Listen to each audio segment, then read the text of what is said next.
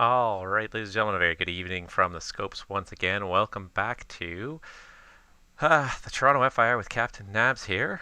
And there we are. Good evening. Oh, that's a really terrible image tonight. Why is that so terrible? Let's just see if we can play with that really quickly and make that a little bit better. Because, wow, that is terrible. I don't know why that's so washed out. Let's see if we can do something to make it a little bit better, though.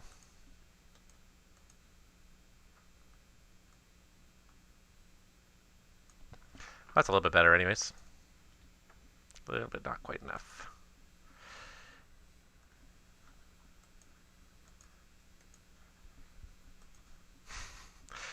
And it was fine the other day when I was on here, and now it seems to have gotten a lot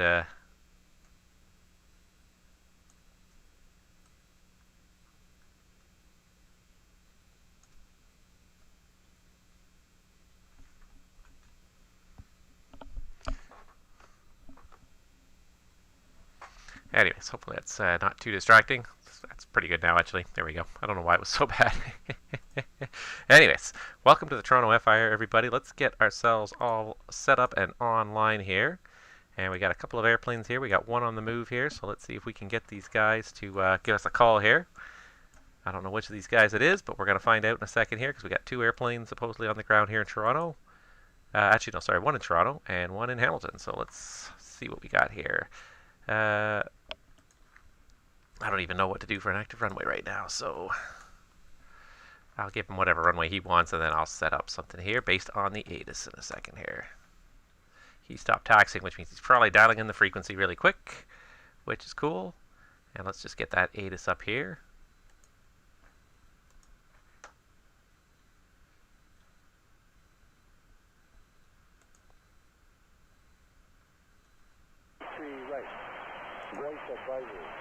Monitor 133.1 for NOTAM, unavailable by link. To inform ATC that you have information Zulu.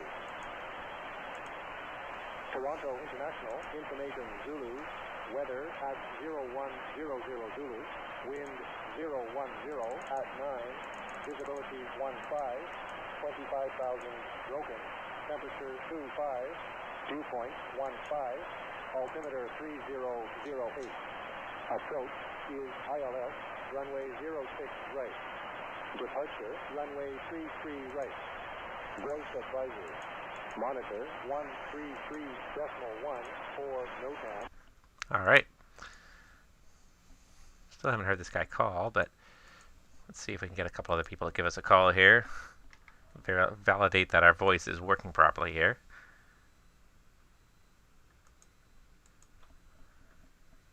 Toronto Center, Canadian 9214. Canadian 9214, Toronto Center. Good evening. Toronto Center, Canadian 9214. We're on taxiway, Billy Bravo. We're on taxi runway 33 right for departure to Atlanta. We'd like to have a clearance at this time.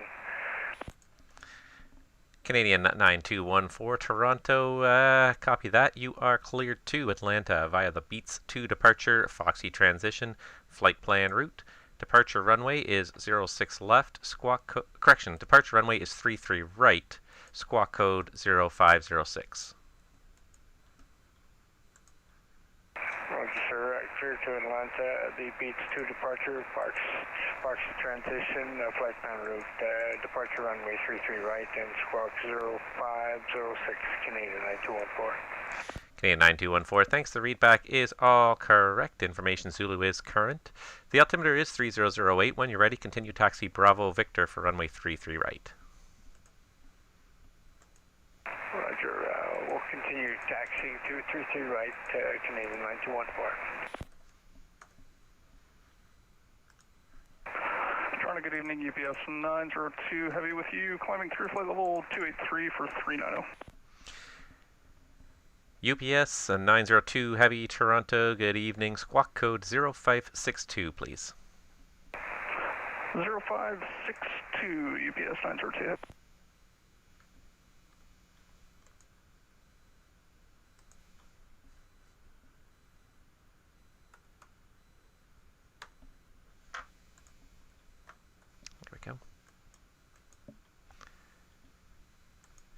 UPS 902 Heavy, thank you. Identified climbing through flight level 298. Continue climb flight level 390 on course.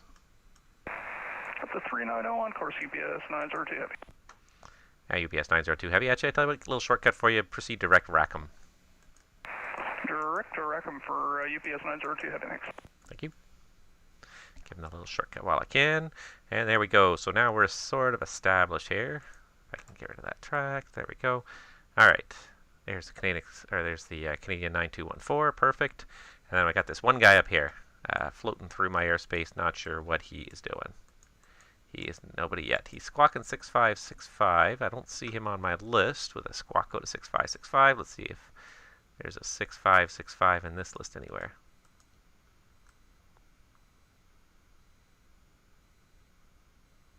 Don't see anybody told to squawk 6565, so could it be this guy? Nope. Could it be this guy? Could be this guy. It's got a very weird kind of roundabout route, but it could be this guy. Going from Chicago to LLBG, which is I don't know what LLBG is. Oh well. Anyways, we'll give him a chance. Hopefully he'll get in there soon and he'll give us a call. But in the meantime, here we go. It's a little bit quiet this evening. Not a whole lot going on right now, but with a little bit of luck and patience, hopefully we'll find a little something going on. Oh, I know what LLBG is. LL is Tel Aviv. LLBG is Tel Aviv. That's what it is. But we got a couple airplanes inbound to Toronto. Hopefully if we sit here for a little while, we'll get a few more. Not a super busy evening just yet, but like I said, hopefully we'll settle into something a little busier as the evening wears on.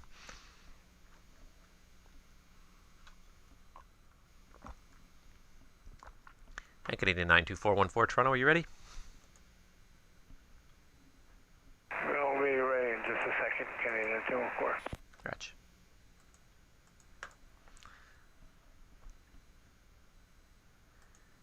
Got quite a lot of ATC online. I'm just looking at this list here.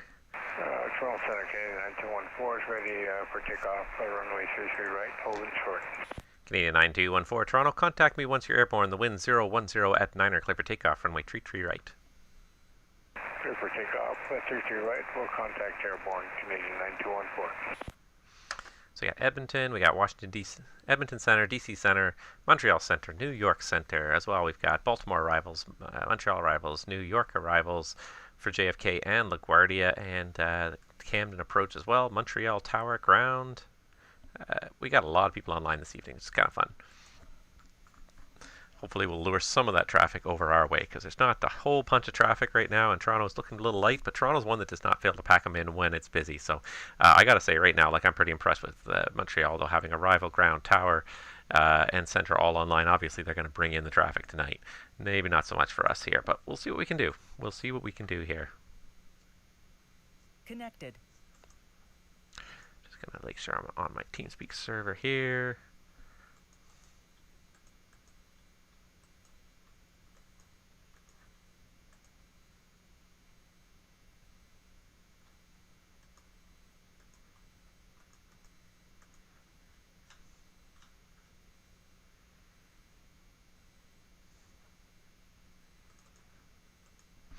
Alright, and then at least we are monitoring if anything happens.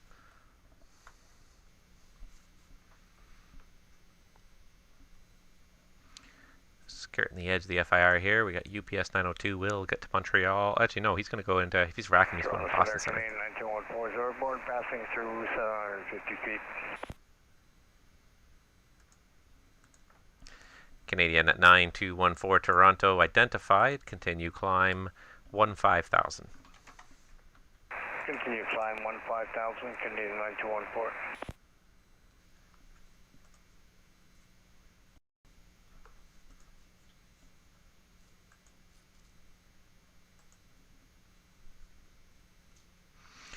Not too many arrivals I have to worry about him getting around here.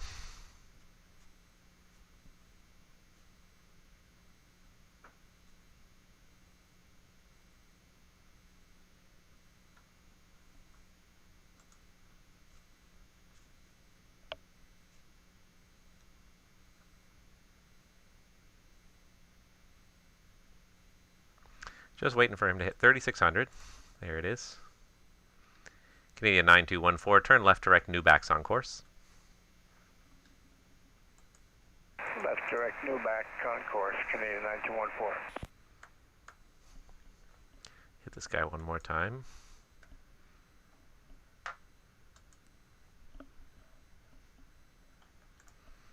This might contact me. See if he'll eventually call me here. So he'll make the left turn there.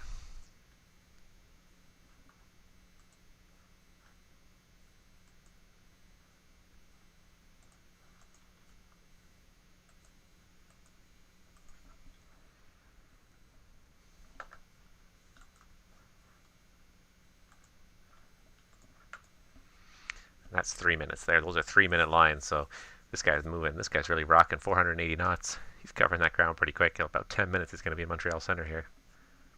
This guy's going to need a little bit longer, but he's still rocking pretty quickly here. Let's see who else have we got here. Anybody else inbound?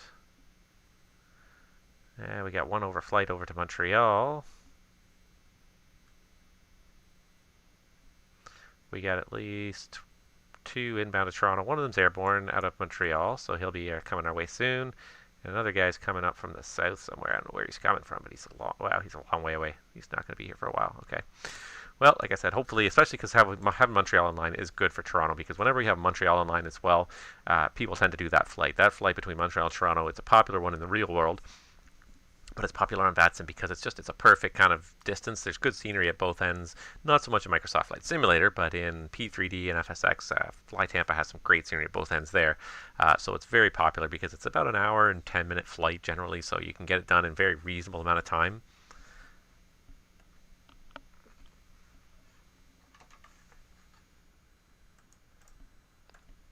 Canadian 9214, continue climb, flight level 230. Continue climb, flight level 230, Canadian 9214.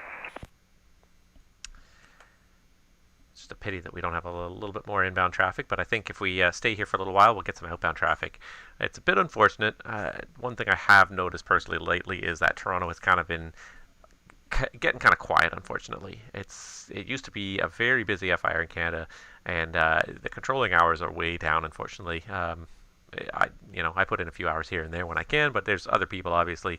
I'm not the only controller in Toronto, but I have noticed that over this summer, especially, the hours have gone way down. Now, I don't know if that's a post-COVID kind of thing. People are getting out and kind of celebrating after spending a whole year online on their computers all the time, if they're doing something different now. Trying to spend a little bit less time on the computer, a little bit more time maybe doing something more real. But it's a bit of a pity, because Toronto used to be such a reliable place for ATC that people flew there all the time because they knew there'd be ATC there. Now, not so much, because people don't believe that there's going to be ATC there all the time anymore, unfortunately. Canadian 9214, proceed direct beats on course. Direct beats on course, Canadian 9214. So what I'm hoping is that we will lure in a couple departures while we're here. So hopefully if we're here for an hour or so, we'll start to lure, and people will start looking at us, seeing us there, and log in and say, hey, let's do a departure. This, I believe, is our inbound from the east. Air Canada 425, destination CYYZ. It's our one inbound we've got that's going to arrive in the next hour. It's not going to be a very busy evening, unfortunately, but we'll see what we can do. It just blows my mind, though, how some people just never fail to pack them in. I was flying last night through Boston's airspace, and Boston is one place where it's perpetually busy on the VATSIM network from about 9 in the morning until like well past midnight local time. It's always busy. If there's a Boston controller online, they are working, and they're always like just working constantly, talking constantly. I flew through their airspace, and I swear these guys didn't stop talking the whole time, which is fun. Like, that's how it should be. Like, when you only have 3 airplanes and they're all kind of on course and not doing much, it's really, there's not a lot to say to them. We'll have another airplane here. One of these airplanes isn't even talking to us yet, but one of these airplanes is on here, and hopefully will be calling us shortly. But it's just a little disappointing. And it's something that, yeah, like I said, Toronto used to be busy all the time. Every night there was people online. You could never log on because there's always somebody online. And lately it's been very much the opposite of that. It's been quiet a lot of the time. So people don't fly to Toronto as much. It's a field of dream situation. If you build it, they will come. So if you have the ATC online and you have it online regularly, people will start going to that airport and flying into that region all the time, regardless, because they know there's probably a good chance that ATC is going to be there. I have no qualms about flying into Boston's airspace often because I know very often ATC is going to be there. But Toronto sort of flipped around and it's not reliable anymore. So people are finding other places to go, unfortunately. And I will say I've tried to do what I can, and I will try to do more in the future. Like I said, I've been very kind of. For me, it's just been a question of summer. I've been family vacations and things like that. The last little while have been very much taking up a lot of my time. So that's very much been what I've been doing the last little while, so I haven't put in nearly the hours I would like to, but that's going to kind of switch again, I think, as I go back to work and my schedule's a little bit more regular. I'm definitely going to be online in a more normal kind of way now, so.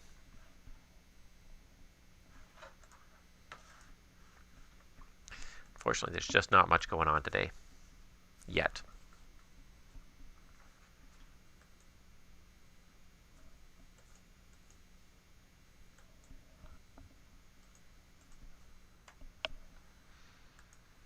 Canadian 9214, continue climb, flight level 380. Roger, continue climb 380, Canadian 9214. Actually, Canadian 9214, change of plans, stop your climb at flight level 340. Roger, we'll hold climb at 340, Canadian 9214. Technically outside my airspace, but since there's not much going on anyways, inside my airspace, I can watch the situation here. I think he's going to be fine. He's going to be 10 miles apart, 10 miles ahead anyways, but we'll just sort of monitor the situation because as he climbs, Canadian's also going to start accelerating a little bit more. For about the next 10,000 feet, he's going to accelerate a little bit more, so he's going to probably close this gap a little bit.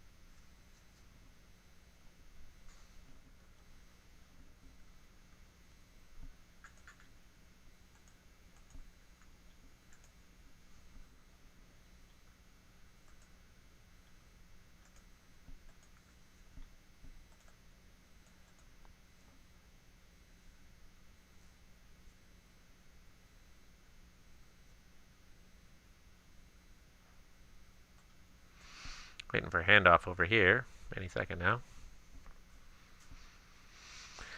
Montreal probably hasn't noticed yet. Montreal has a huge amount of airspace when you look at it. Compared to Toronto, it's huge. So, what looks like a big distance to us is infinitesimally small to Montreal. It's easy for these things to kind of slip out because this is such a small corner of their airspace down here. But it is the busiest corner as well. Between Ottawa, Montreal, Quebec City, extremely busy corridor. And once you get to the northern airspace, it reaches a long way without a whole lot of traffic in it most of the time.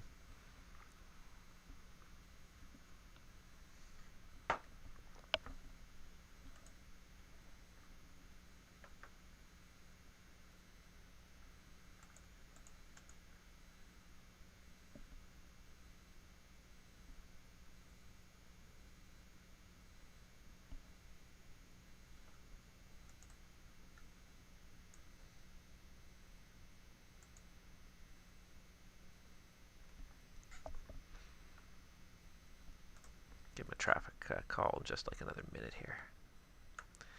Not much happening though, so far.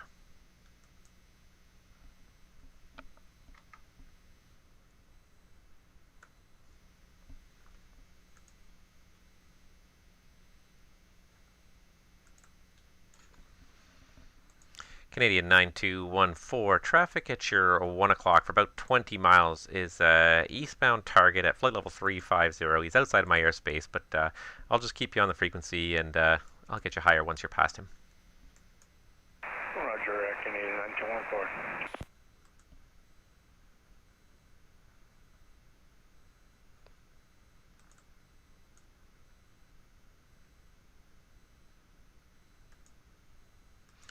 Give another like couple miles and I'll send a message to Montreal, point out that that airplane's there.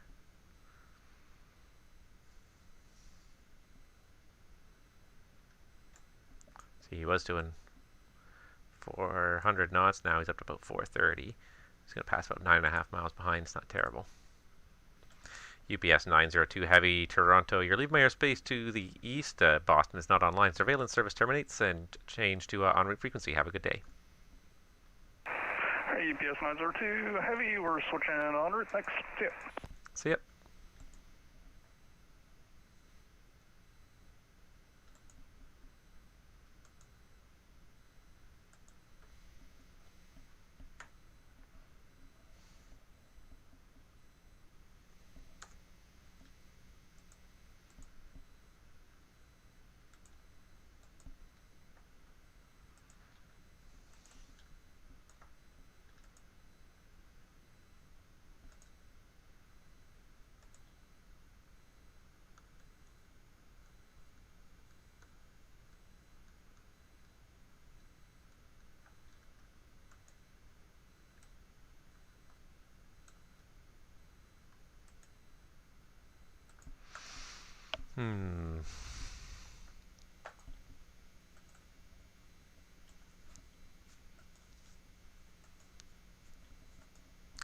Canadian 9214, looks like you are passing well behind that traffic now.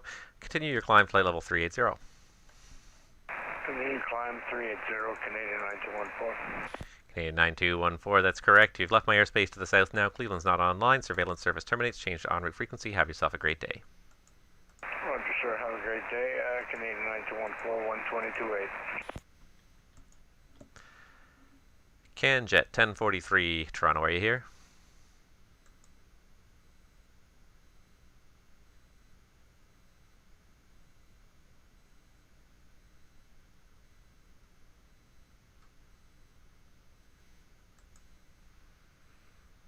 CanJet 1043. Alright, so we'll send him a message. I think United's never going to call us.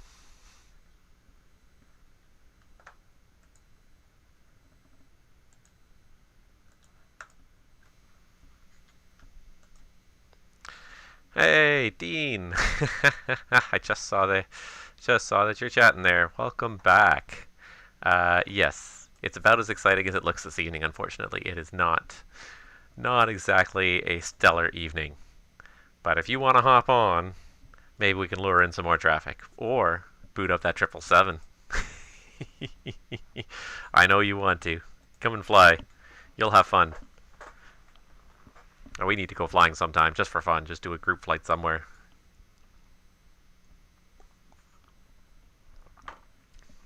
Yeah, definitely not the most exciting evening in Toronto.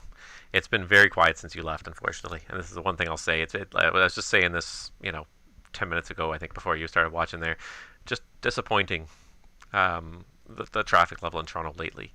And I don't mean that. I'm not trying to be, rude to anybody or offend anybody, but just lately, Toronto has not been online very much at all compared to what it used to be. Like, it used to be every single night there was somebody online for hours and hours, more than usually one person. There's 3 or 4 people online for hours and hours, and now it looks like I might be the first person who's been on here all evening. It's quiet. It's dead quiet. Montreal's not even handing me this airplane.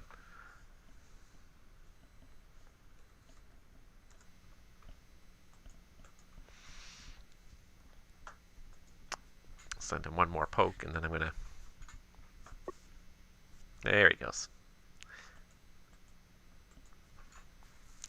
Took him a little while. 35 extra miles, which to Montreal is nothing. CanJet 1043, Toronto, are you here?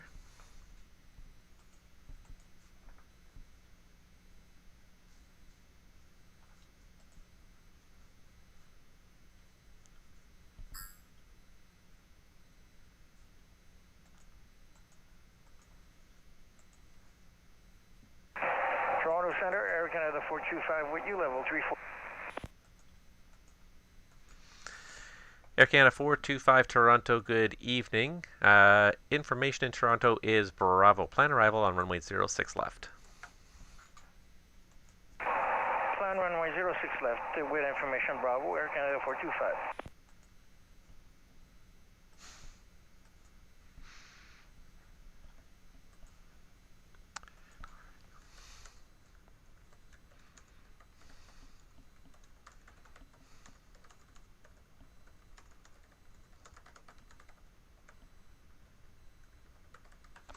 And CanJet 1043, how do you read?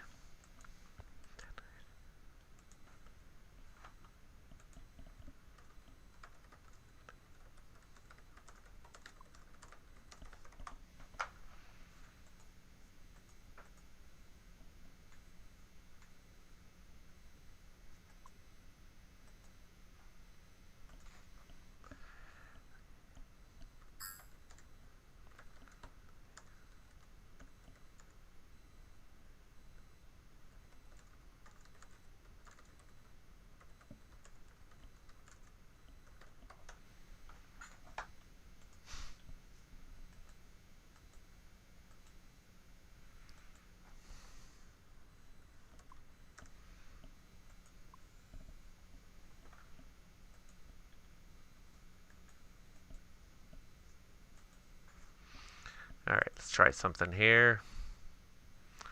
Let's try a different frequency to see if we can get him.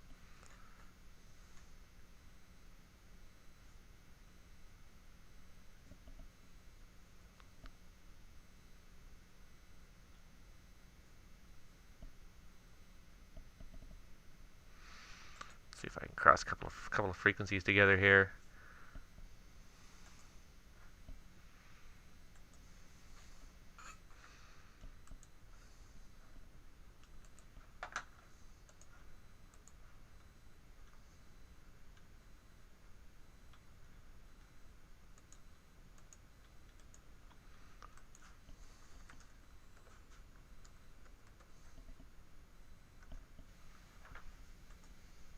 See if we can get a different frequency. Air Canada 425 Toronto, when ready, descend flight level 240. 240, when ready, Air Canada 425. See if we can get this guy to work out his audio issues before he gets to Montreal.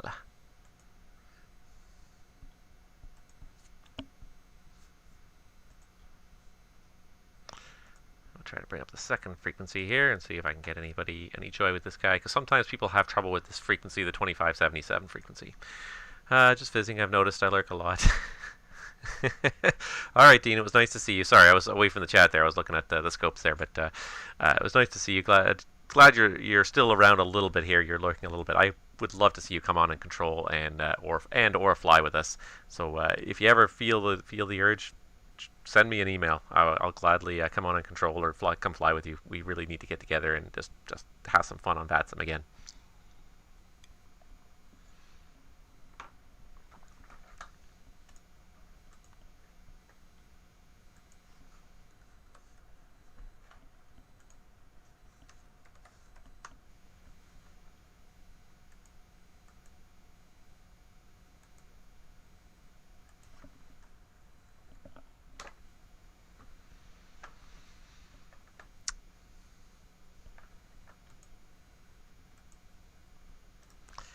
He does not seem able.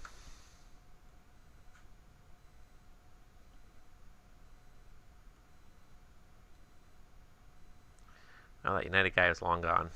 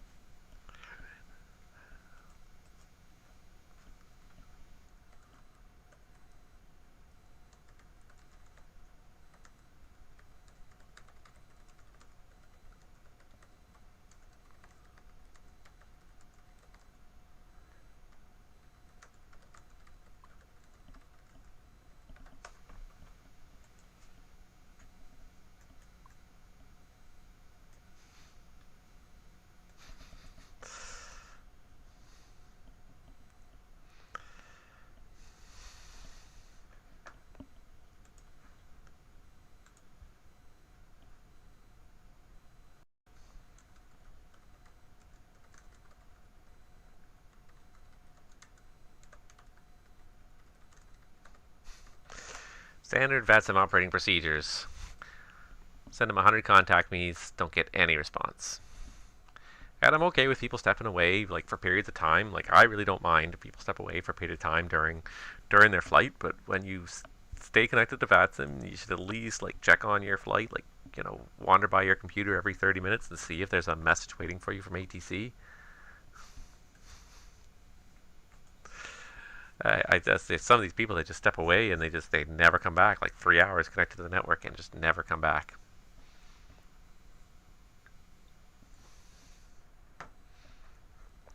Alright, well, let's do this anyways.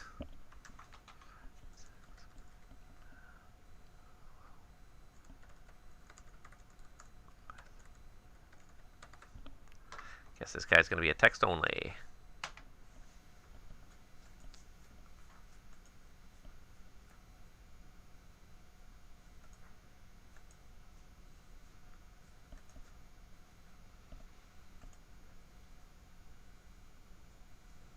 Nope, not luring anybody in yet. If it gets quiet enough, I may not even run this whole 3 hours if it doesn't. If I can't lure in some traffic. If it gets to the point where I've got no airplane sitting here at all, nothing to look at, I may just log off at some point and go do something else.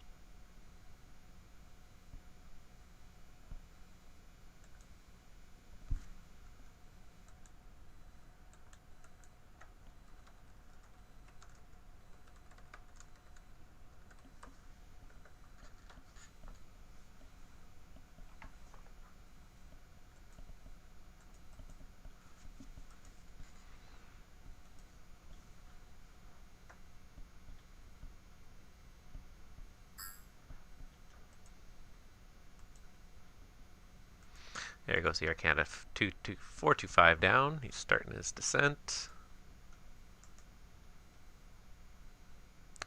Alright, so we've been online for 30 minutes now. Let's see if we can lure in some traffic now. Because this is about the time now where people start seeing that you're online. They've booted up their SIM. They filed a flight plan. They're getting ready to do something now.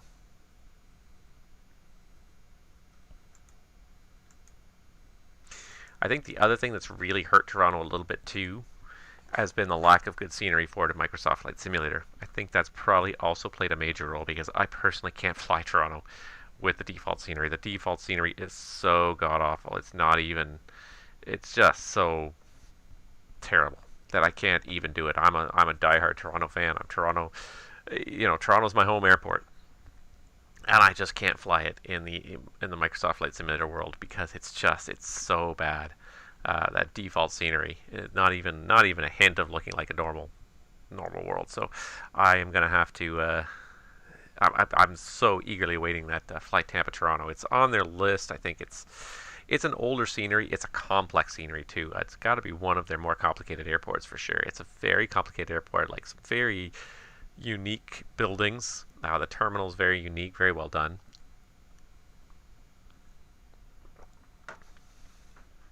Air Canada 425, continue descent 12-2000, the Toronto altimeter 3007. Descent 12,000, altimeter 3007, Air Canada 425. It's a very complicated airport. I hope they do a really good job with it, because the one thing I hope for, and I would love to see Fly Tampa do with Microsoft Flight Simulator, is put in the proper slope to the runways. And some of the runways are not too bad. The east-west runways, the 5s, 6s, are not too bad, but 3-3 right and left both have some really big hills. And I would love to see those kind of represented in Microsoft Flight Simulator. So I'm hoping at some point they're going to put their scenery out there sooner rather than later, I hope. I hope sooner rather than later. I think the other thing too is that their scenery, Toronto scenery, was a little bit dated. And again, it's one of those things where the more recently they develop their scenery, the easier it is, their P3D version of a scenery, the easier it is to port it back into Microsoft Flight Simulator. I think that's a big part of it too. So that's why you'll see some of the ones that have been revised very recently are the ones that are going to be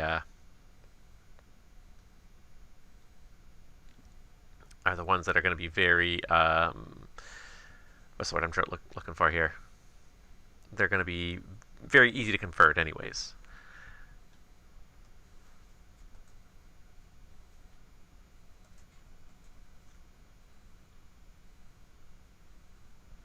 So, yeah, but that's on. I think that's one thing that's also hurting Toronto a little bit is that people do not want to fly in and out of Toronto just because we got a target there, just because the scenery is so poor in Microsoft Flight Simulator and everybody's flying Microsoft Flight Simulator. I find myself flying it a lot. I have probably not fired up P3D. Trying to think the last time I did a flight in P3D. It's been a while. It's probably been a month or more. I probably have gone a month or more without firing up P3D. And ever since the CRJ came out, that plane has kept me busy, kept me happy in Microsoft Flight Simulator.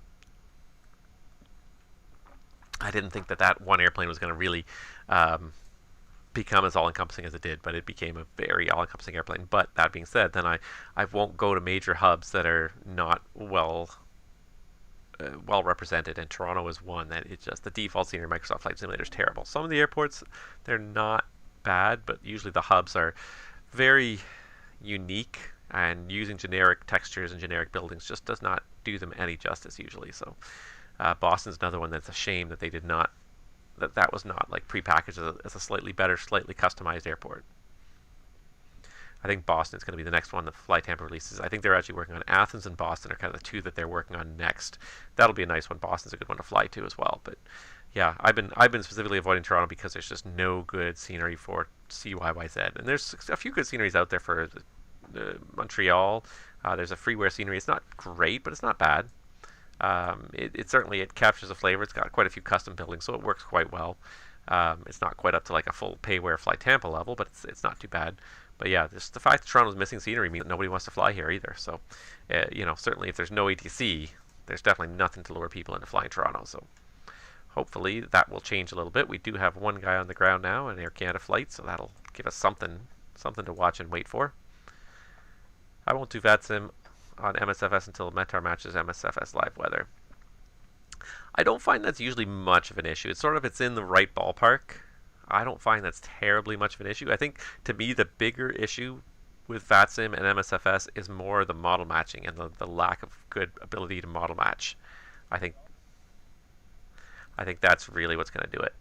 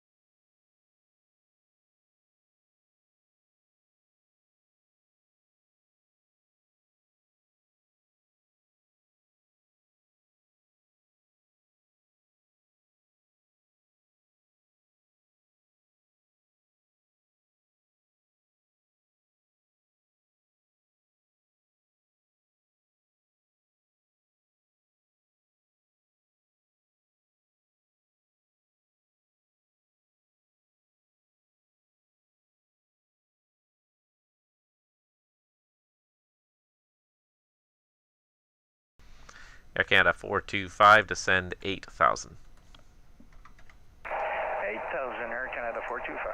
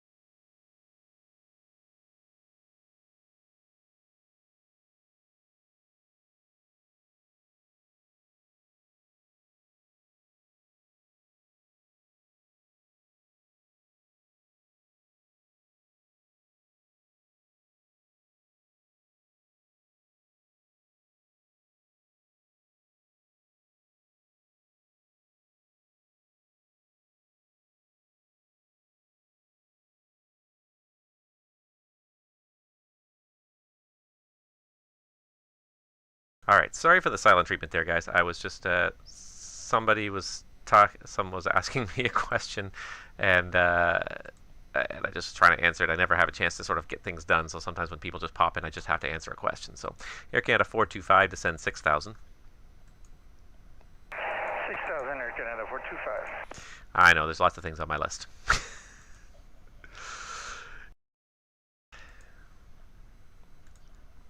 I am. It's It's a little too quiet. All right. Oh, sorry, Vincent. I didn't even see you were talking there. I've been enjoying Around the World with DC6. Yes, absolutely. That's something I've been trying to get into as well. And I tried to stream it this past week, and I was a little bit disappointed because the day I went to go stream it, the afternoon I get to go stream, I booted up the sim, and it wouldn't work. It wouldn't connect to the Microsoft servers and download the scenery. And I discovered then after trying all sorts of troubleshooting on my own computer that it was actually the Microsoft servers were down. They knew about it. They had a post in their forum, but I didn't see that for about 30 minutes, so I spent all this time troubleshooting. So I never got my stream in. But I do want to do a stream of the DC6. My plan to do this stream of the DC6 is to fly up the California coast, the first one anyways. Go up from Long Beach up to San Francisco, and then maybe from San Francisco up to Vancouver. Air Canada 425 to send 4,000. I think it's going to be just absolutely beautiful scenery. 4,000, Air Canada 425. The real challenge I'm going to do it when I do this is I'm going to take the GPS out of the aircraft and I'm going to fly it just VOR to VOR. I'll have the autopilot, but I will not have GPS. I will literally have to be looking up the VOR frequencies, popping in the correct radials, tracking the radials inbound, outbound, and flying up the Victor Airways. So that hour-and-a-half flight is going to be a busy workload. I'll let the automatic flight engineer do his job because I'm going to be so busy just trying to keep track of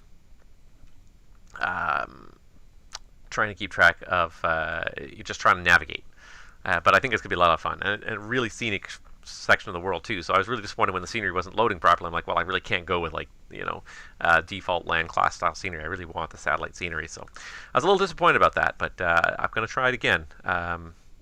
Tentatively, I'm thinking about this Friday. I think I will have time this Friday morning probably to do a stream like that. Probably starting at about 10 or so. Take about 2 hours, 2.5 hours to go up the California coast as far as San Francisco. So I think that's going to be that's my plan for my next stream. Anyways, we'll see what happens.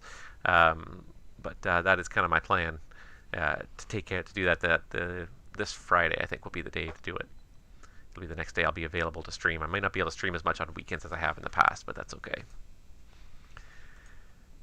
Let's see if we got any more inbounds to Toronto. Nope, nobody. None of these Montreal people want to come to Toronto. Nope, they're going to Bromont. They're 172s. When you start looking around like the VATSIM network, like a lot of people are flying Microsoft Flight Simulator.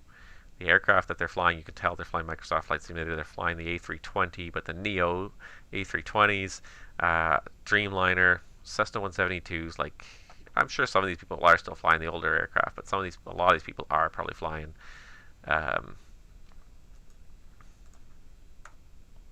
A lot of these people probably are flying Microsoft Flight Simulator now. Like it really, I think, took the market share really quickly, and especially as they started to release some good airports and the first few really good airplanes kind of came out. I think it's really taken a huge market share.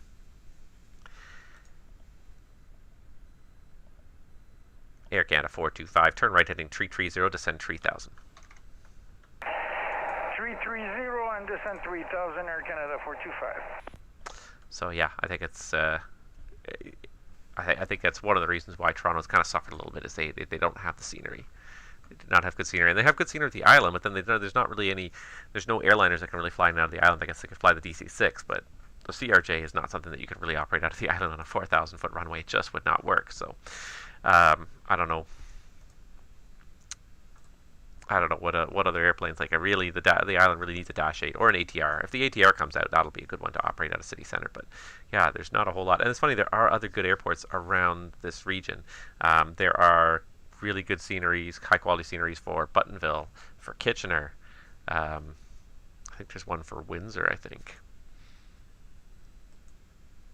But Pearson itself, the hub is missing, and that's where people want to fly. Is they want to fly the hub. I'm surprised we haven't lured in anybody, really. We got one guy. We've lured in one guy. One departure.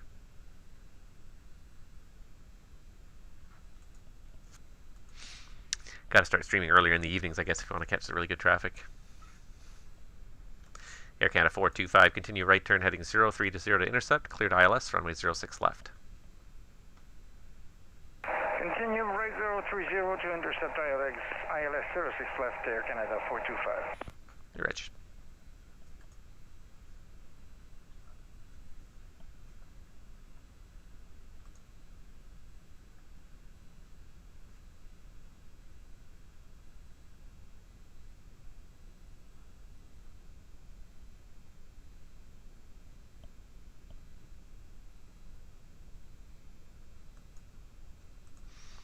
Come on, make the turn.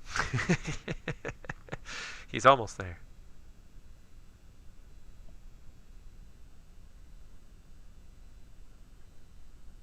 Might have been a second too late. I feel like he's probably going to capture it, though.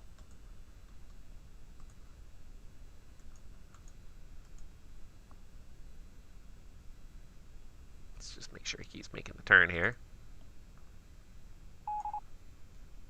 Looks like he's still making the turn. Toronto Center, CanJet 1043. I think we better start requesting descent. CanJet 1043, Roger, standby 1. And actually, CanJet 1043, when ready, descend flight level 290. Okay, we'll go down to 290, CanJet 1043. Yeah, their default scenery is really, it's pretty junky. It's very blocky, only like a fraction of the gates that should be there. It's really pretty bad.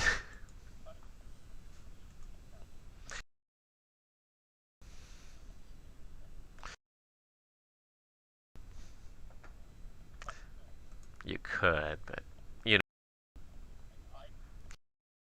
know. Tim says he can fly a CRJ into city center. I want to see it. Yeah, I think that's one of the reasons why, because I think a lot more people are flying Microsoft Flight Simulator than you know, and it's been almost a year now. We're coming up on, I think it's been about 11 months now. We're coming up on a year, and a lot of people are flying it. Like the first few months, I didn't fly it that much. The CRJ came out, and I really started flying it a lot more. That's what really kind of tipped the scales for me to the point where I was flying Flight Simulator more than P3D. And I think the other thing too is like through the streaming. When I do my flight streams, the fact that I started flight streaming Microsoft Flight Simulator instead of P3D means that I am now tend to practice my other flights in Microsoft Flight Simulator more as well, just because I want to be up on it. I want to make sure that I'm up on that aircraft on the CRJ. So, and I only have it in Microsoft Flight Simulator, so I tend to fly that one more often. What happened to my Air Canada 113 who was leaving? Oh man, I have one plane leaving, and Montreal's out in 15. How long is that from now? What time did you post that at 02? Okay, so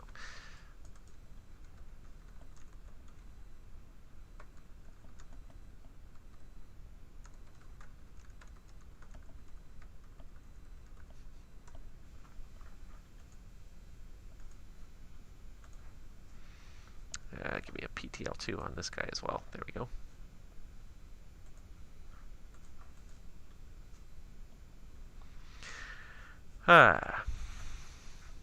Air Canada 425 Toronto. The winds are 010 at 9er. Clear to land, runway 06 left.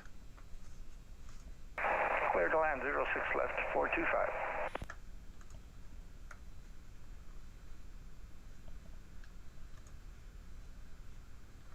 Jeff, welcome to the channel. It's a little bit quiet this evening, unfortunately. Please stay anyways. Stay for the chat, but unfortunately we are having a very quiet evening in Toronto here. I have one airplane in descent to Montreal, one airplane on approach to Toronto, and that's it. I had one airplane on the ground getting ready to depart Toronto, and he vanished. And that's it. That's all I got. I got one more inbound to Toronto who is somewhere. Oh, where is he? He's so far. Let's see if I can find him here. Inbound from Buenos Aires. He still will not be here for another 3 hours. I'm not going to wait around for this guy. Tomorrow is the first day the kids are going to camp. I have to get up early enough to get them out the door on time for their bus. So, unfortunately,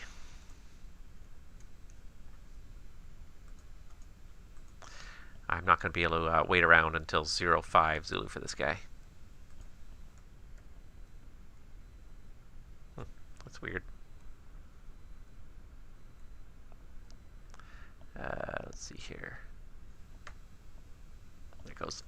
I noticed the plugin had crashed on that view. I had to reopen the view just to get the plugin back. Strange.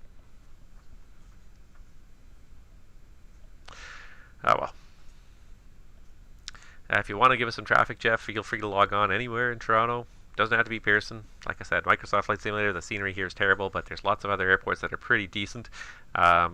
City Center, of course, is one of their featured airports, so you could do a flight from there. There are a few other airports here and there. I'm just trying to think right now.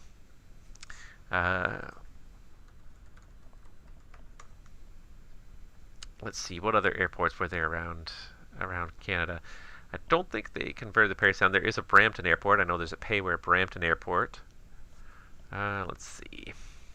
I actually haven't gone to flightsim.to for a while and looked at the airports that are around. I wonder how many new things have been added.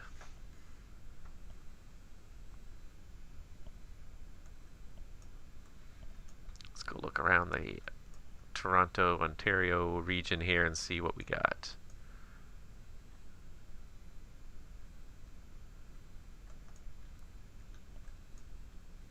Let's see here. Guelph Air Park. There's Freeware Guelph Air Park, Brantford, London International Airport. Oh, I think I did download that one at some point. It does look pretty good, though. So you can fly to London. London's got a pretty good looking scenery there. Guelph. Oh, that actually looks really nice. It actually got signs. So why don't you... Wow. There's a Guelph Air Park scenery. That looks really actually kind of nice. I should try that. I should download that one and fly out of Guelph. Brantford, someone's doing some good quality sceneries around Ontario here. Someone did do the Windsor Airport, and that looks really quite good too. So there are plenty of other airports that are good to fly in and around, you know, Toronto, Canada. Baldwin, somebody made Baldwin Airport. Oh, that looks pretty good. Yeah, that looks pretty nice. Captured the feel of Baldwin. There's a couple of Ottawas. Anything up north in Canada here? Nothing much yet. I thought there was someone had done Timmins and Sudbury, but I guess not. Toronto Center, Air Canada for 25 is clear 06 left on Delta 1, requesting gate 139. Air Canada 425, taxi Alpha Kilo for gate 139. Alpha Kilo for 139, Air Canada 425.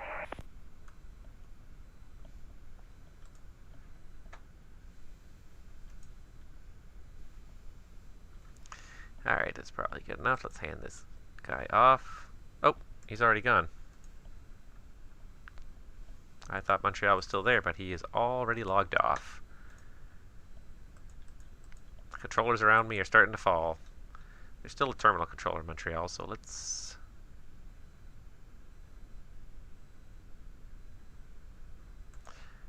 And there's an airplane flying around Ottawa. I could be talking to this guy. I didn't realize Montreal had logged off already, so let's see if we can pull up some Ottawa stuff here.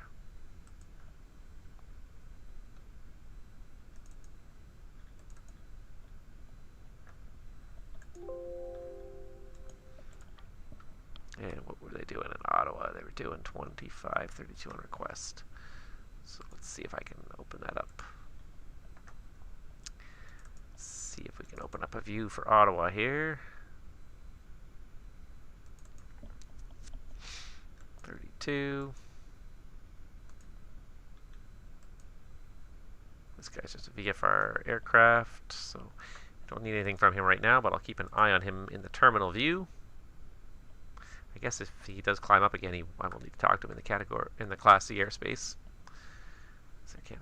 425 on the taxi in. Unfortunately, just not much going on. Training for my S1. Hope to test out next week. What software do you use for radar? Currently using VRC. Yeah, in Canada we use Euroscope. Way back in the day, I did actually start with VRC way back in the day, but we use Euroscope. It's a little bit easier for it to represent because VRC really was kind of built to represent the American ATC system. The Canadian ATC system is quite different, so we adopted Euroscope because it makes it look a lot more like the actual system we have in the real world system in Canada. So Euroscope is very customizable. That's one thing that makes it a really good piece of software. It's extremely customizable. You can change almost anything about the way it looks. You could change the way the aircraft looks, the way the tags look. Pretty much everything about the software could be customized, which is what makes it such a good piece of software. So that's why we try to still use it. CanJet 1043, continue descent, flight level Actually, Canjet 1043, continue descent 8,000. Okay, we'll continue down to 8,000, Canjet 1043.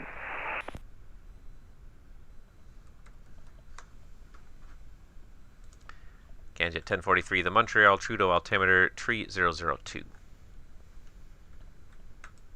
Check the barrel, Montreal 3002, Canjet 1043. So because there's still a Montreal arrival controller, I'm going to keep this guy a little bit longer and hand him directly to the Montreal arrival controller. Because there ain't much else going on for me to deal with anyways, so I might as well do something.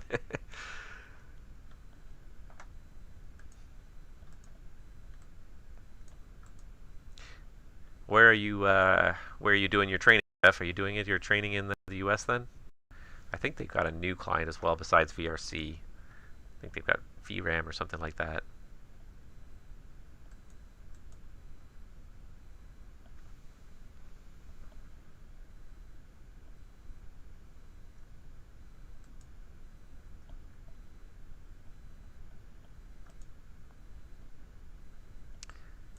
Golf, Lima, Romeo, Golf. What up?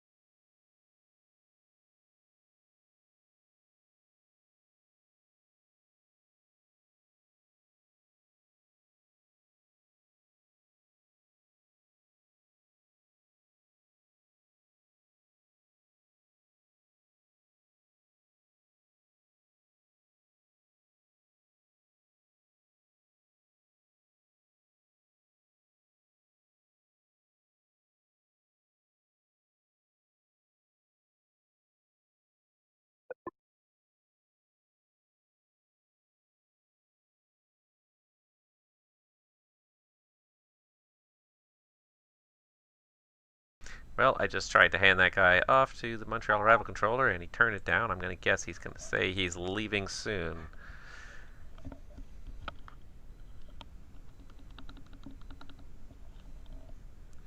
All right, let's see here.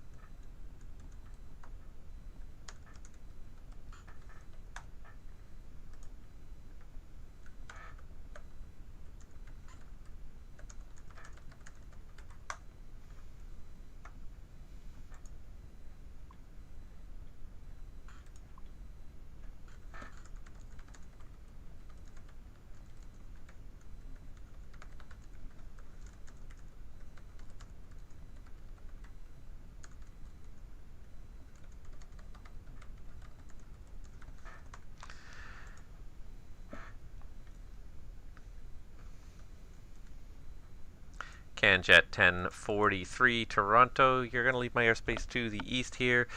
Your surveillance service terminates. Change to en route frequency. Have a good rest of the day. Okay. Nice work, and I'll catch you later. CanJet 1043, we're going to change frequencies. Bye-bye.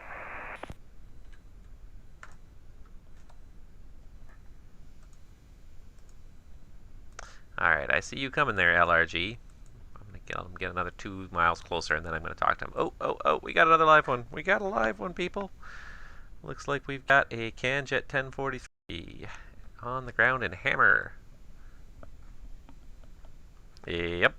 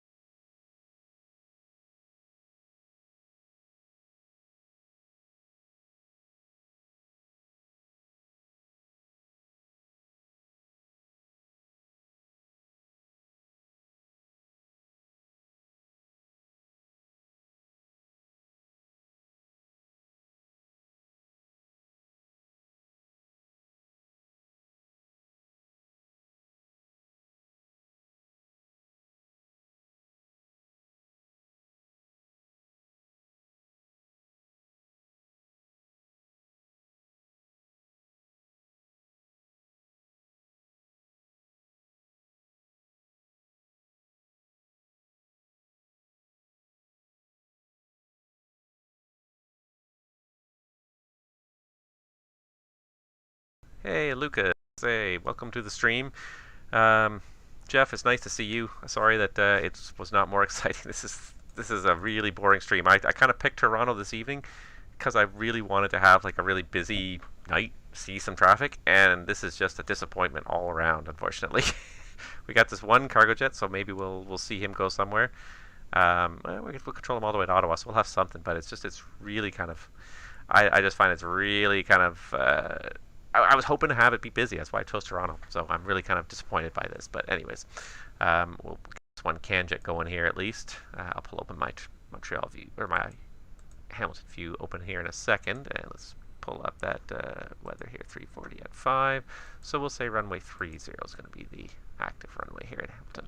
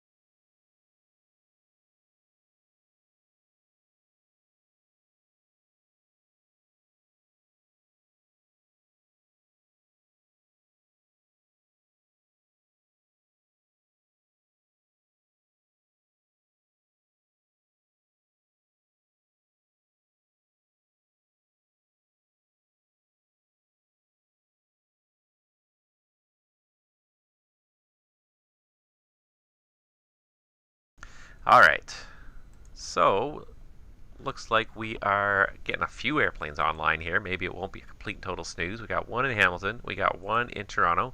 Turkish going to, I'm assuming that's probably Istanbul. I don't actually know, honestly. Certainly the LT code is probably the right area.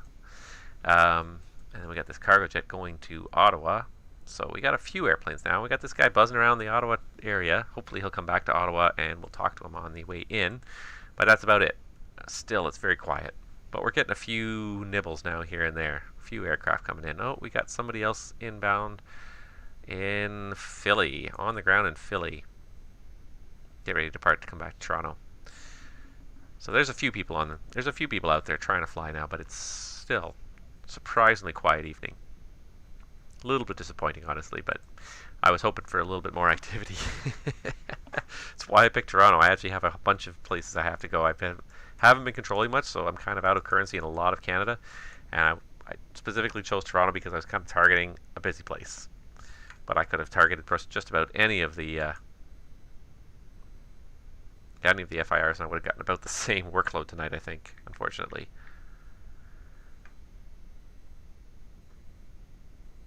I think Montreal was the other place I had to go, which was the one place that was online and busy, so I guess that was not going to happen.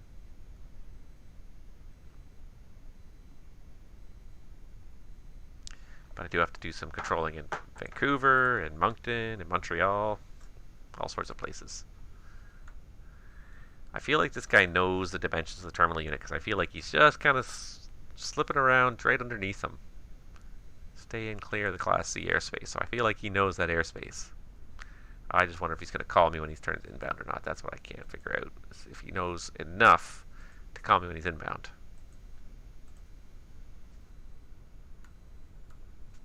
We'll see. We will see.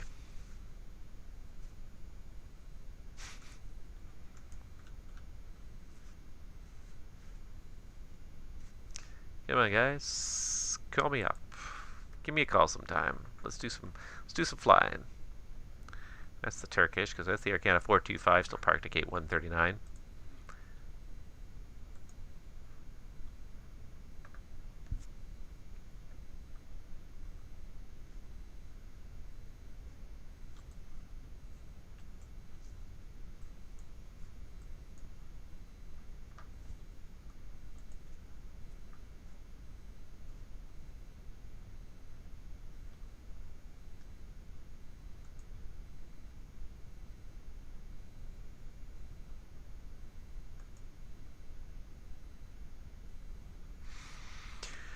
FlightSim.to, discover add-ons. Let's see what kind of airports we can find here. Most downloaded airports, Gatwick, custom edition. All countries. Oh, we can sort by country. Oh, nice. So let's just do just Canada, and let's just do all categories, but let's apply Canada only. Niagara Falls enhancement pack. Ooh, looks nice. Montreal BC Mega Pack. What's a BC Mega Pack? Is that a bunch of airports? Oh yeah. Oh, like 16, 17 airports in one pack. 17 little tiny grass strips and little dirt strips all across BC. Yeah, that looks like fun. If you want to go and take your cub out, that looks like fun. Toronto Center, good evening. Cargo Jet 1574 Heavy is on the ground in Hamilton with the weather. IFR to Ottawa. Cargo Jet 1574 Toronto, good evening. Let's see here. You're cleared to Ottawa via the Monroe 2 departure and vectors to St. Catharines flight plan route. Departure runway 30, squawk code 0576. Alright, we're cleared to Ottawa via the Monroe 2 departure, then vectors to St. Catharines flight plan route. Expect runway 30 for departure, squawk 0576 for Cargo Jet 1574. Cargo Jet 1574, your readback is all correct. The Hamilton winds are showing 350 at 5 and the altimeter 3010. Push and start at your discretion and call when ready for taxi. We will call for taxi, Cargo Jet 1574. Alright, we got one. Hello, Turkish 1-8, information Charlie, clearance Istanbul. Turkish 1-8, Toronto, good evening. You're cleared to Istanbul, not Constantinople, via the Verdo 6 departure, Iptos transition. Flight plan route, depart runway 33 right and squawk code 0573. Cleared Istanbul, the Verdo 6, Iptos transition, flight plan route, depart 33 right and 0573, Turkish 1-8. Turkish 1-8, the readback is all correct. Information in Toronto is now Charlie. Push back and start up at your discretion. Call me when you're ready for taxi. We'll call for taxi. Excuse me, taxi, Turkish 1-8. And this guy in Ottawa is still just kind of bouncing around under the Class C. He knows where that Class C limit is. Niagara Falls animation. Ooh, that might be fun. I'm just looking on flightsim.to for various things, airport improvements. Places to fly. Turkish 1-8, should let you know we're going to be doing a noise one. Alright, Turkish 1-8, thank you. I'll push you down for the noise one. Thanks. Oh, someone doing the noise one. Wow. Someone who knows what they're doing, obviously. Let's see here if I can find something here.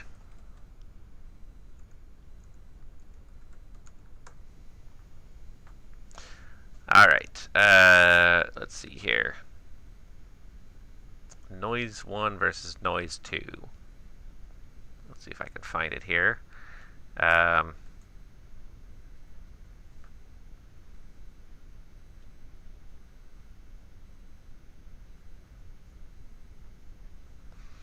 Yeah, here we go. This kind of shows it anyways. That's not really very good. Let's do...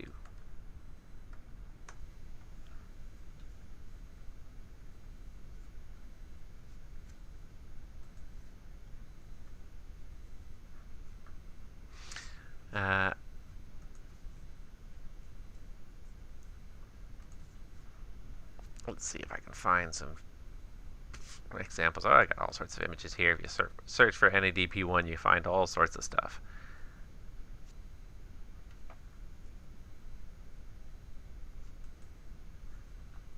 Things like this one. I can find it. Nope, doesn't like me.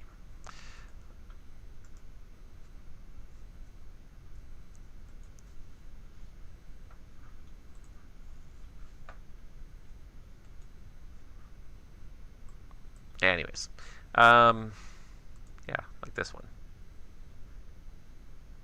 Oh my god, just cannot find what I'm looking for.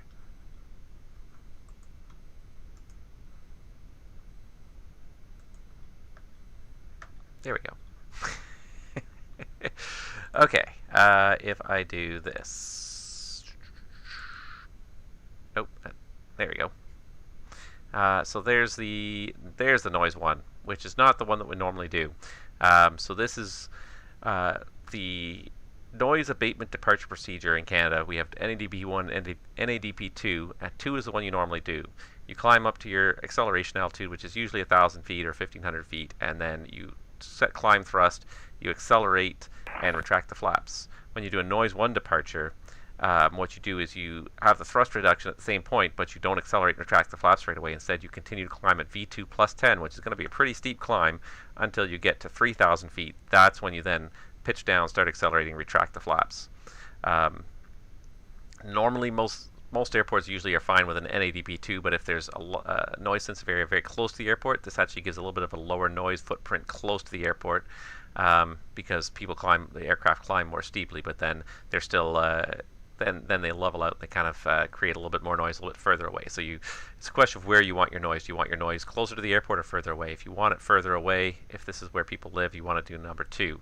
If you want the noise, if you have more sensitive people close to the airport, you'll do the number 1. So, but then a lot of airlines will just do the noise 1 just for practice. But the reason why ATC has to be advised is because, of course, this climb performance is a little bit different. This climb profile is a little different. They're going to climb very steeply without a whole lot of speed and reach that 3,000 very quickly.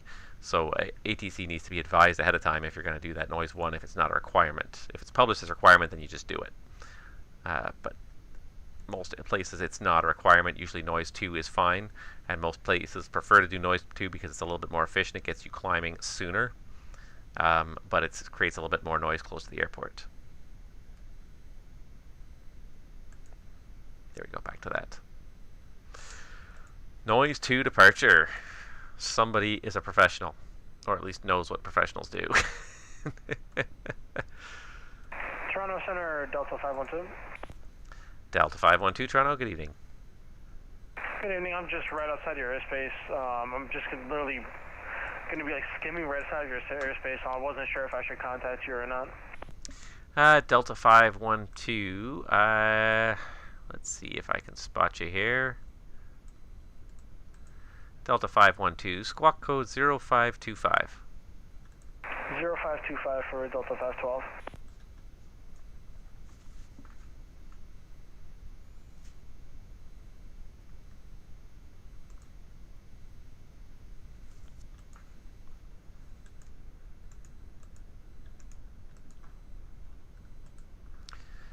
And Delta 512, yes, I see you there. Flight level 380, yes, just south of my airspace. Normally, that route to Detroit is designed to keep you out of the Canadian airspace. I've got no further traffic that I can see between you and Detroit, so you can monitor my frequency if you wish, or switch to Unicom, your choice. But I don't see anything for you at this point. Cool. I'll monitor on you for a little bit, and I'll switch over to Unicom when I'm on approach. Delta 512, thank you.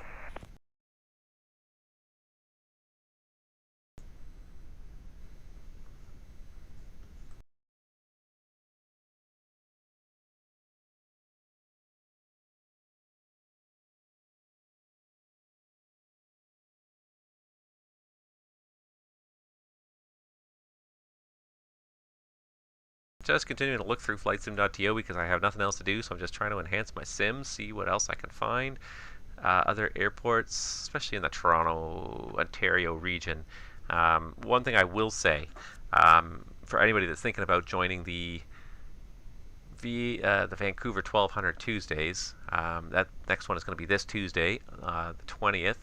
I forget the exact time. It's in the evening. You can check the vatcan.ca website for the schedule, but people have made a lot of southern BC airports, basically everything kind of in the Vancouver area. And even some that are outside the basic Vancouver area, but Pitt Meadows, Langley, Chilliwack, and Boundary Bay, a whole bunch of them.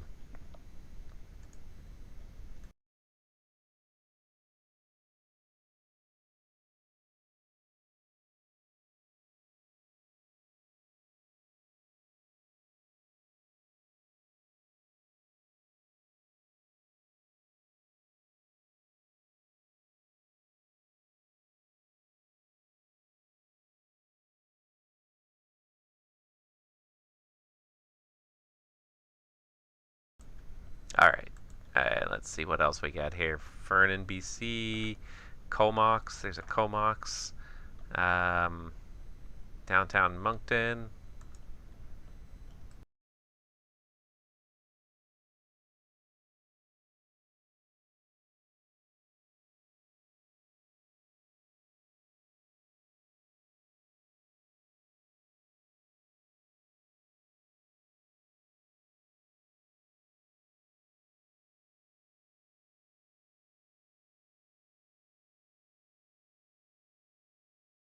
And Center Cargo Jet 1574, request taxi. Cargo Jet 1674, runway 30 and the altimeter 3010. Taxi, apron at your discretion, Charlie, and backtrack runway 24, hold short 30. Alright, runway 30, taxi apron our discretion, Charlie, backtrack runway 24 for Cargo Jet 1574. Batch.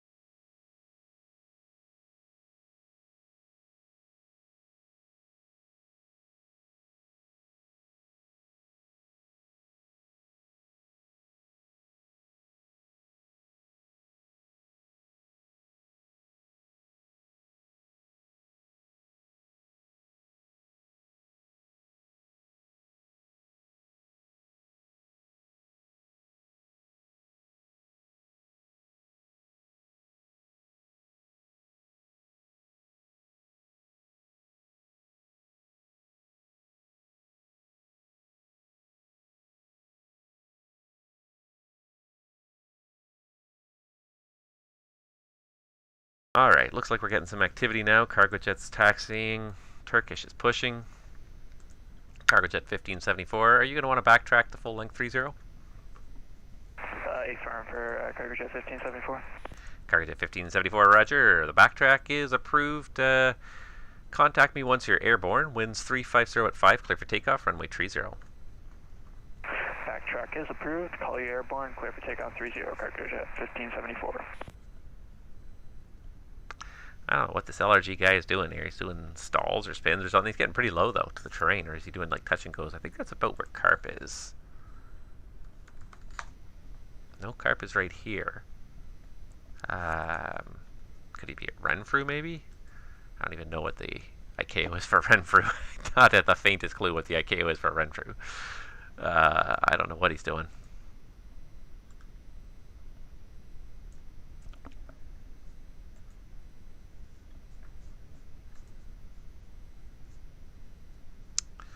Yeah, well, we'll get this guy to Ottawa, and that'll probably be it for the night, because that's about, so it's just a little under an hour flight. That's going to be perfect to get him in there, and then that'll be it.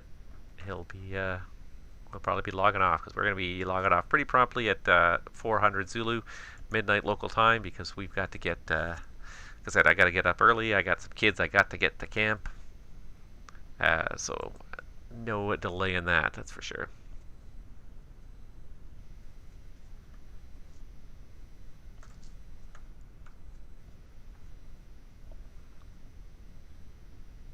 Not a very long taxi out for Turkish 18, that's for sure. Saving lots of money on the gas today.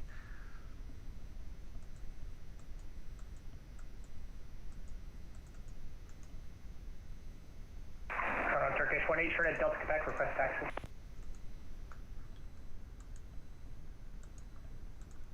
Turkish 18 Heavy Toronto. Information is Charlie, the altimeter 3008, runway 33 right. Taxi Alpha Mike Victor and hold short 33 right. Alpha Mike Victor, short of 33 right, check 3008, Turkish 18 Heavy. It'll be interesting to see the noise one departure too. See how fast he climbs to that 3,000 feet, because he'll be timing, and this is a 777 too, climbing at V2 plus 10. He is going to get up there fast.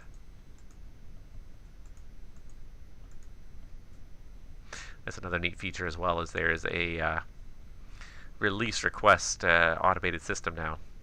So you don't actually have to call the other controllers. You can literally just click a button and it requests release. And then the other controller clicks another button, turns it green, and the aircraft is released. So you don't have to actually voice call for releases anymore if you don't want to. I kind of like to do it. It gives me a good reason to talk to other people, though. But when it's busy, it's nice to have that capability built in. So there's all sorts of really neat kind of stuff built into the this new control system. I really kind of like it. It's fun. 300 feet. This guy is just skimming the treetops here, whatever he's doing. He's got to be up near Pembroke or Renfrew. I mean, what is the ICAO for Renfrew? You know what? I have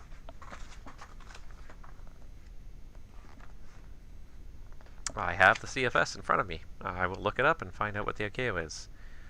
Renfrew.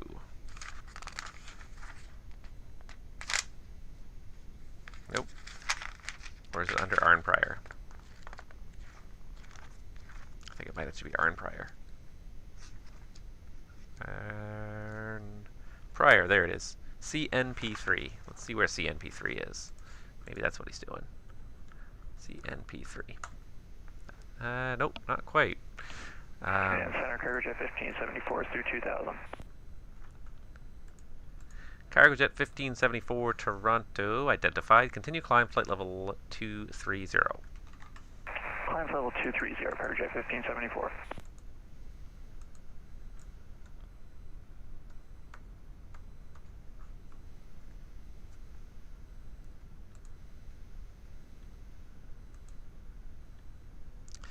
Cargo Jet 1574, turn left, left turn, direct St. Catharines. Left turn, direct St. Catharines, Cargo Jet 1574. Turkish 18 Heavy Toronto, contact me once you're airborne. The wind's 350 at 7, clear for takeoff, runway 33 right. Call airborne, clear takeoff 33 right, Turkish 18 Heavy.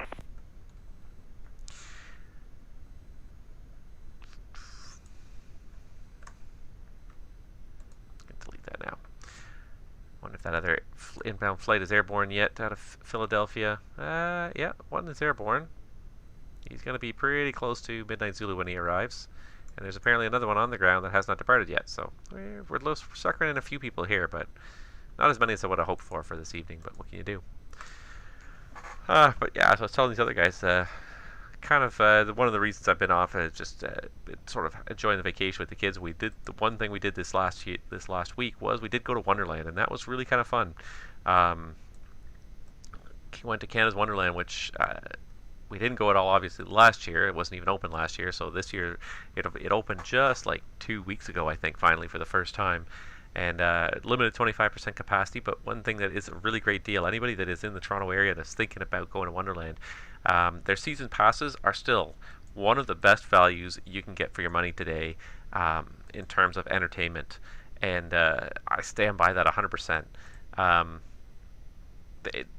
I remember 25 years ago when I was young and I used to buy season passes. I think they were $70 a year per person. And now they're $80 a year. Here it is 25 years later, and they've only gone up by $10 per person. Really, on the end of the day, that's not very much. You look at what some other theme parks charge and how much other theme parks raise their prices year by year. And that's one thing Canada's Wonderland has not done for their ticket prices, is they've increased them very little, a little bit, but you know, relatively speaking, there's been almost no increase in ticket price at Canada's Wonderland, which is really kind of nice. But the other thing that's really good about Canada's Wonderland this year, and I was just telling these guys about it, was the fact that you can go, or your season passes, if you buy them this year in 2021, are also valid in 2022. So for the price of a single year's season pass, you'll get 2 years of access to Canada's Wonderland. Now, that being said, access is a little bit challenging this year because you have to pre-book to go to Canada's Wonderland. So you actually have to pick the day you want to go and reserve an entrance time. You can't just go there willy-nilly, spontaneously. You have to book ahead of time to go to Canada's Wonderland. But there's enough openings out there that you could definitely get a couple of times in. And all you have to do is go twice this year, and you've already paid for the season pass. And if you go even once next year, that's all just bonus. It's just gravy. Turkish 1-8 heavy passing 2,300 for 5,000. Turkish 1-8 heavy, thank you, identified. Continue climb, flight level 230. Climb to level 230, Turkish 1-8. Judging by the fact that this guy knew what a noise one departure was, I'm not too worried about him turning early. Oops, not what I'm trying to do. This is what I'm trying to do. Cargo jet 1574 heavy, turn left direct UCPAG on course. Confirm up PAG for cargo jet 1574. Affirm, direct UCPAG. Direct UCPAG, cargo jet 1574. Turkish 1-8 heavy, Toronto, turn right direct Verdo on course. Right turn direct Verdo on course, Turkish 1-8 heavy. We may actually have a conflict here. Depends on how exactly it's going to work it out, but they're definitely sort of heading in the same direction here. At about the same time. 304 at UCPAG, 306 at Verdo. Well, we may actually have a little conflict here. Cargo jet has sort of outclimbed the 777. I don't know if it's going to stay that way. What's cargo jet's final here?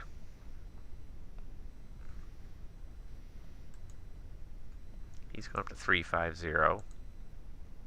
And he's going up to 330. The only trouble with that is that then we may have a problem for the descents.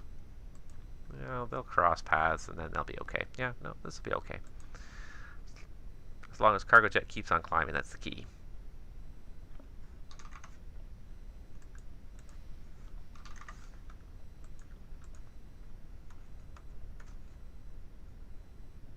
Looks like that Cessna 172 is finally gone. Too bad.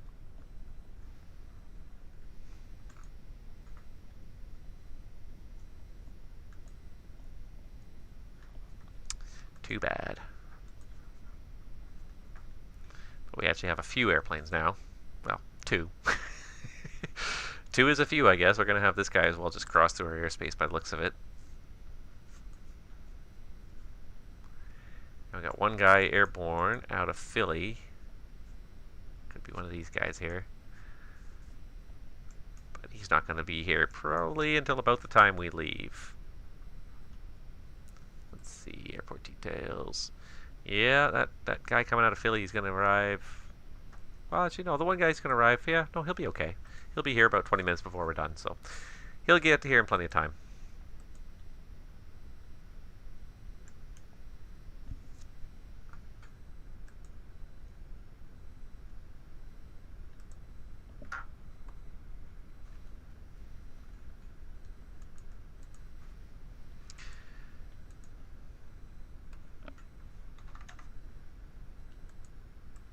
Cargo Jet 1574 Heavy, climb flight level 310. Climb level 310, Cargo Jet 1574. Turkish 18 Heavy, proceed direct Agnob. Check to Agnob, Turkish 18 Heavy. Gotcha.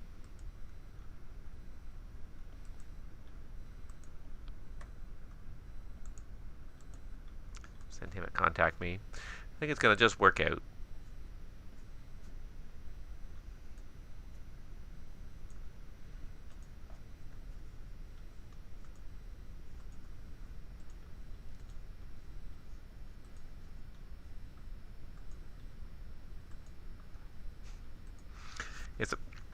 It's amazing the difference. These are both 5-minute leader lines, but it's amazing the difference you get when this guy's doing 380 knots versus 300 knots. That line is a noticeable distance longer, so you can see that Turkish is going to stay mostly ahead as long as he does keep on accelerating. Probably close the Hamilton view now, save that.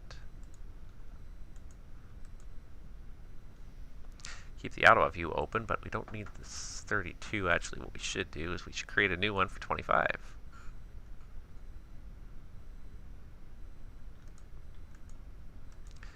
Because 25 is very common in Ottawa. And that's going to be the active for today for sure.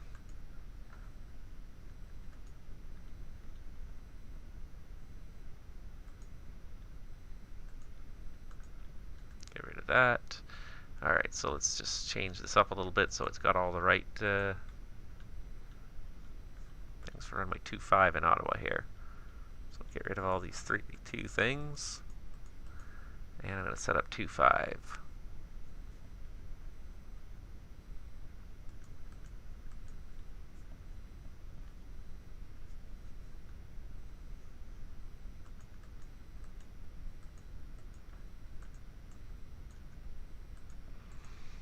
There we go. So those are the RNAV Yankees. That's the RNAV Zulu. That's runway 25 set up.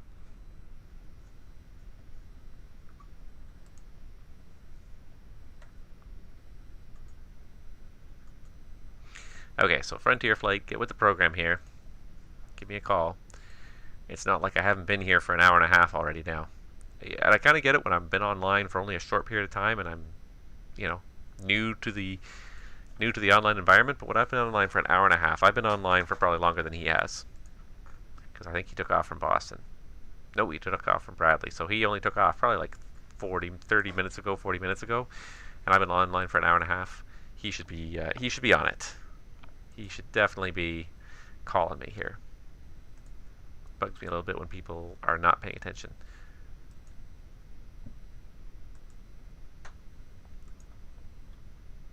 Bugs me more than a little bit, honestly.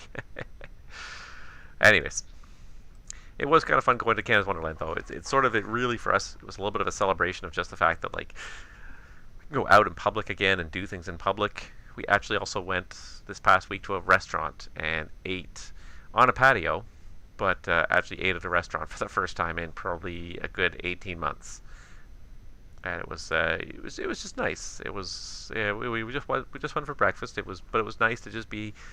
It's just nice to eat at a restaurant. I have not like I couldn't even tell you the last time I actually sat down and ate at a restaurant. You know, gone and grabbed food and taken it away and come home. But to actually eat at a restaurant just kind of blows my mind now. Starting to feel like things are getting back to a little bit normal. It's kind of nice. It's more than a little bit nice. It's really nice. Okay, seriously, buddy, I'm going to spam your contact me's here because you should know where you are and who to talk to and when. Cargo Jet 1574 Heavy, continue climb, flight level 350. Climb level 350, Cargo Jet 1574.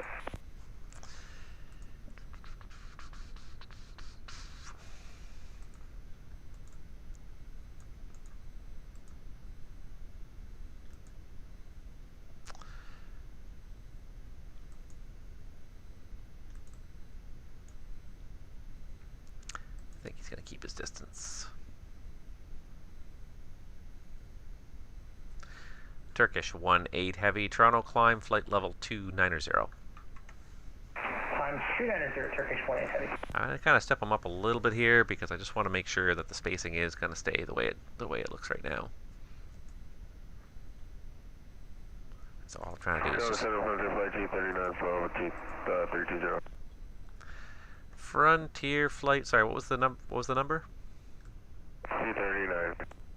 Frontier flight 239, Toronto, good evening, Squawkadent.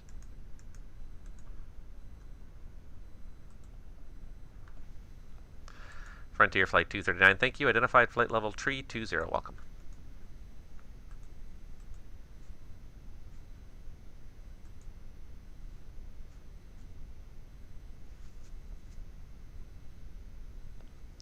So cargo jet's going to Ottawa, but he's going to go up higher at 350, and then we've got to make sure they cross paths. I would give Turkish a shortcut, but I want to make sure that they do cross paths properly. That way cargo jet will not be impeded when he has to descend again. That's my biggest concern right now. So we actually kind of have a little bit of an ongoing conflict here. They're going to cross paths here. And then their paths sort of kind of parallel each other. If I was to give Turkish direct to Iptos, it would basically put their kind of point of conflict right more or less at the point where cargo jet would need to start down for Ottawa. So if I give him the direct, I normally would try to give him the direct and save him a little bit of time, but that will actually create a conflict. So I need him to cross cargo jet's path. So we're just going to leave him on course for now.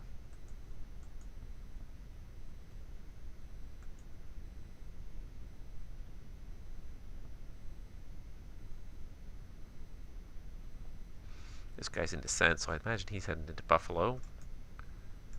Somewhere here. This is probably my guy coming from Philly.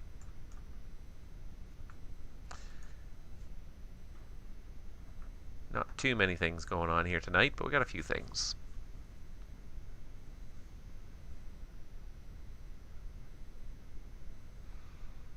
Really blows me away how much busier some of these American sectors end up being all the time, though. And Boston is just one of them, and I just think about it because I flew through their airspace twice last night, and just constant work, constant talking, never stopped the whole night. And I yearn for that.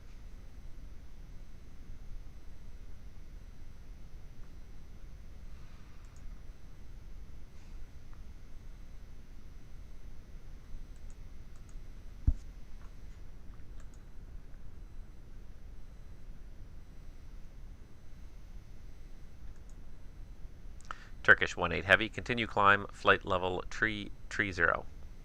Climb 330, Turkish 18 Heavy. Alright. So cargo jet's already through 340. So Turkish is safe to climb up to 330 even if they were to cross, but it looks like they're going to more or less track each other. They're pretty well paced right now. So it wasn't too much of a concern. But also because I've got nothing else going on, I can closely monitor the situation and just keep tabs on it here.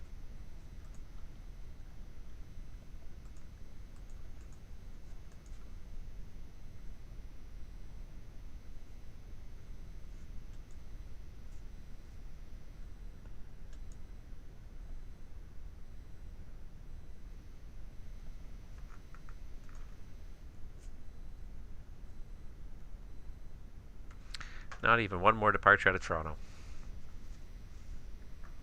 We got one guy. We had one guy log in saying he was going to LAX, and then he changed his mind. Unfortunately.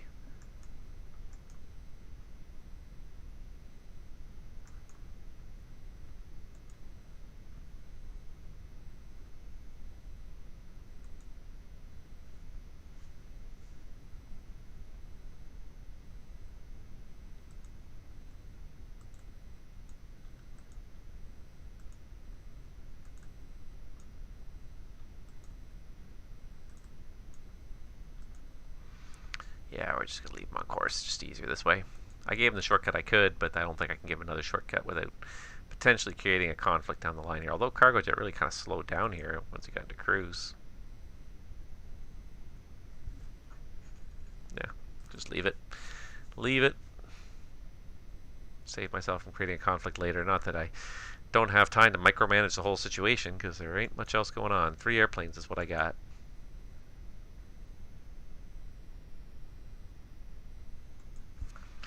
Cargojet 1574 Heavy Toronto. Ottawa winds are showing 190 at Fife and the altimeter 3004. Plan runway 25. Hi, Roger. We'll plan for runway 25, Cargojet 1574.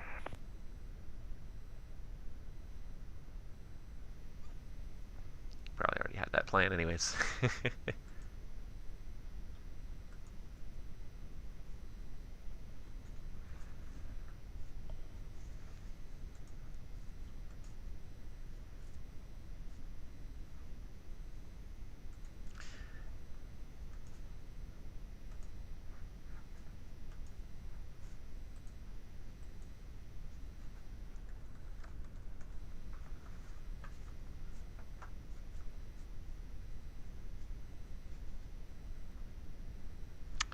Alright, so let's see here. I was talking about this earlier. 1200 Tuesday. Flying VFR or flying around the terminals in Vancouver. It's going to be the 20th, which is Tuesday, at basically at starting at midnight Zulu on Tuesday night. So that is what is that? That's 5 p.m. Vancouver time. And basically the idea is to try and staff up as many of the control towers at all the airports on the lower mainland there in Vancouver, which there's quite a few. There's like 6 controlled airports within like a 30-mile range, which is great if you want to do some VFR flying. So that's what we're going to try and do anyways. So we're trying to establish this in Vancouver. It's kind of like a weekly event, much like the Moncton Mondays have always been.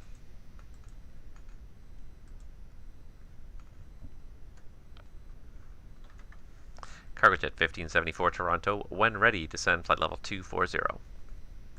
When ready, descend flight level 240, Cargojet 1574. So yeah, so we're trying to establish this as like a new sort of Moncton Monday, like a weekly. It's not gonna be a weekly event. It's gonna be every second Tuesday. It's the first and third Tuesday of the month. We'll try and staff up as much of the Vancouver FIR as we can with a real focus on the VFR towers, the little small towers. There's lots of small airports to fly around, so dust off your 172s, even your TBMs, any of your GA aircraft especially, and just come fly around some of the most scenic, some of the best scenery in Canada, some of the best scenery in the world, really, is all around Vancouver there, and tons of great airports so you can fly from one airport to the next, do a little sightseeing, and fly back again. All hopefully with full top-down ATC. So that's what we're sort of going with the 1200 Tuesdays, hence the 1200 for VFR. But yeah, starting at midnight Zulu on Tuesday night for a couple of hours anyways. I think it's for 3 hours. 2 hours, 3 hours? What's it? That's this for 3 hours. No, it's this for only 2 hours. Yeah. Well, whatever. Come and get your VFR on in Microsoft Flight Simulator. It'll still be daylight hours for sure. Oh, we got a live one on the ground in Toronto. We got one on the ground in Toronto. Another one going to Ottawa. Because they can get end-to-end ATC coverage, but unless he pushes back from the gate in the next 10 minutes, he's not going to make it before we log off. Oh, and we got another live one here in Toronto. There we go. We finally starting to get now we're starting to get the late night shift here. We're going to get the people who are doing the long hauls as well. Frankfurt. Air Canada 840 to Frankfurt.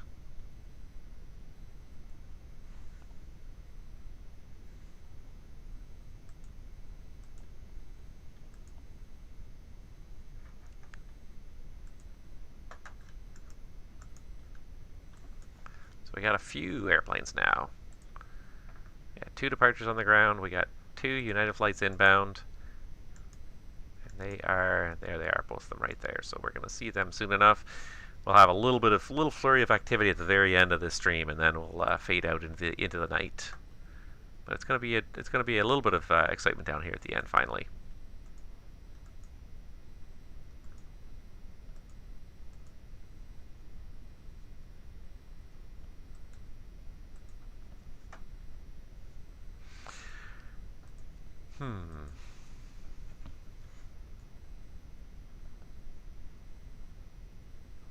So now Cargojet is through Turkish's altitude. That'll no longer be any kind of a conflict.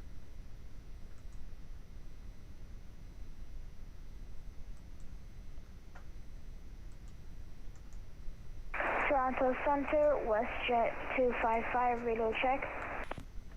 WestJet 255 Toronto, read you 5x5.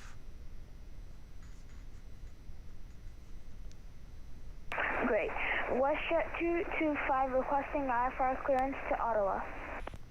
Oh, WestJet 225 Toronto, you are cleared to Ottawa via the Verdo 6 departure, L-sub transition, flight plan route. Departure runway 33 right, squawk code 0550.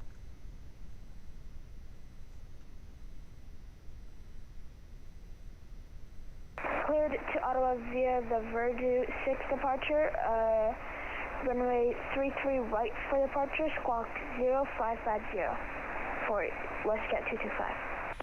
WestJet 225, your readback is correct. Information Delta is current. Pushback and startup at your discretion. Call when ready for taxi. Information Delta, pushback and on discretion for WestJet 225. We've got a couple of aircraft here. I wonder if these or flights are going to actually come into Toronto's airspace, or they're just going to skirt just to the south there. Well, now we got 2 departures on top of the 3 aircraft we already have here. Things are going to get a little bit interesting in the next half an hour or so here.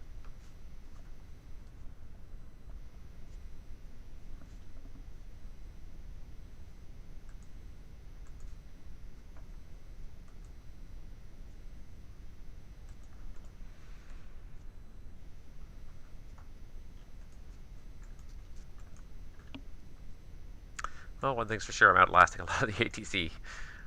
A lot of the ATC is now faded off. Montreal went from being very busy to being completely empty. There's a whole bunch of New York controllers online. Now they're down to just 1. The Washington area is also getting really well staffed lately.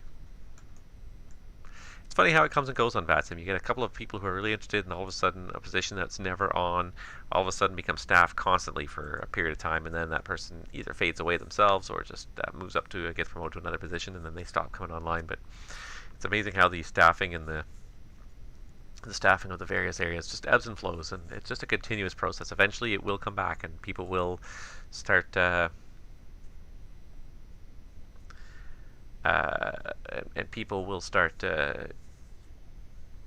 will stop controlling. They'll start controlling, then they'll stop controlling again.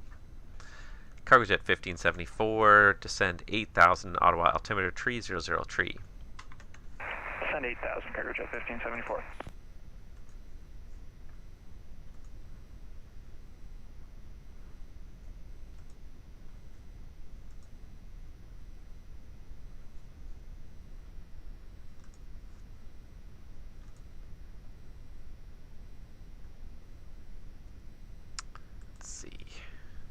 Yeah, he's going to land in Ottawa in about 15 minutes.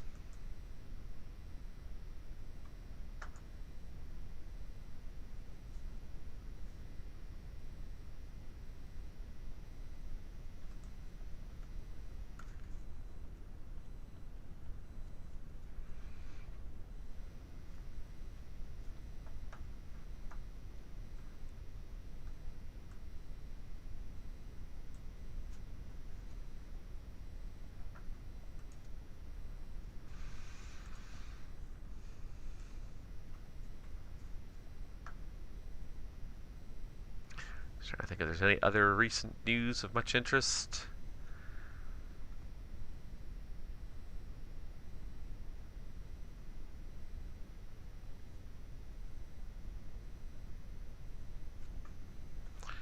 Can't think of too much right now.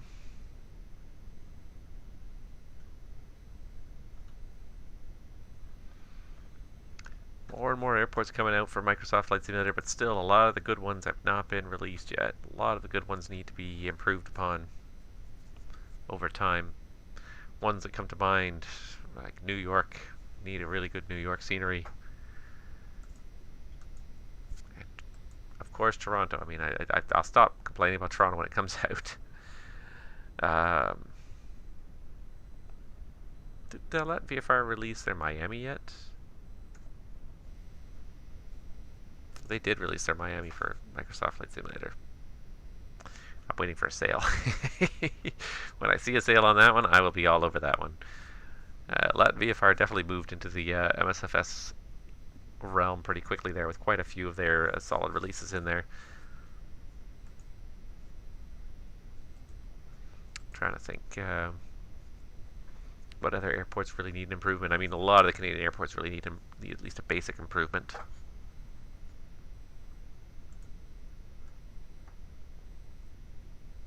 I was happy to see Halifax was actually a good one too. I like Halifax. WestJet 225, just making sure it's runway 33 right for departure. WestJet 225, that's correct. 33 right.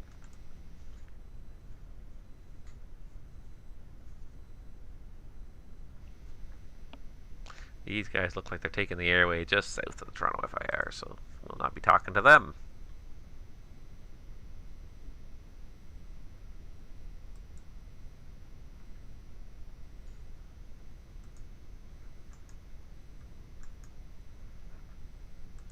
One thing I haven't done recently either is a long haul flight. I used to do like a lot of like overnight long haul flights all the time, and I haven't done that in forever. I really would like to see some good airplanes come out of Microsoft Flight Simulator. The other problem, though, and here's an interesting conundrum with Microsoft Flight Simulator, is trying to fly these flights in real time overnight, is that the pause function does not really work in Microsoft Flight Simulator. And I don't know if any of you have ever noticed this, but when you pause, the only way to pause in Microsoft Flight Simulator really is to escape to the menu, or use that live flight pause or whatever. But when you do that, all that happens is the position of the aircraft freezes. Nothing else freezes. The aircraft's engine still turns. It still consumes fuel. You know, and eventually it will use up all its gas. I've paused the sim before, and watch it just come back half an hour later, and there's no gas left in the airplane because it didn't pause the consumption. The fuel kept being consumed. It just simply froze the location.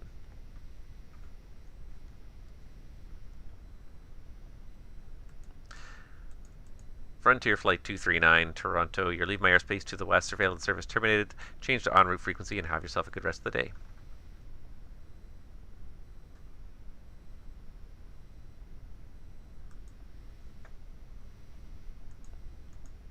Turkish 18 Heavy, Toronto.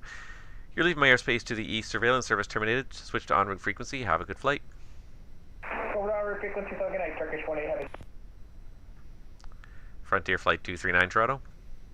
So long, Frontier Flight 239, sorry about that. Frontier Flight 239, yep, surveillance service terminated. Switch to Unicom. You've left my airspace to the west. Have yourself a good rest of the night. Hey, you enjoy. Have a good night. Frontier Flight 239.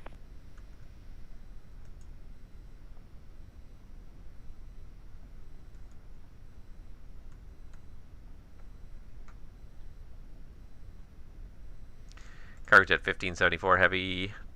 Which approach are you planning for runway 25?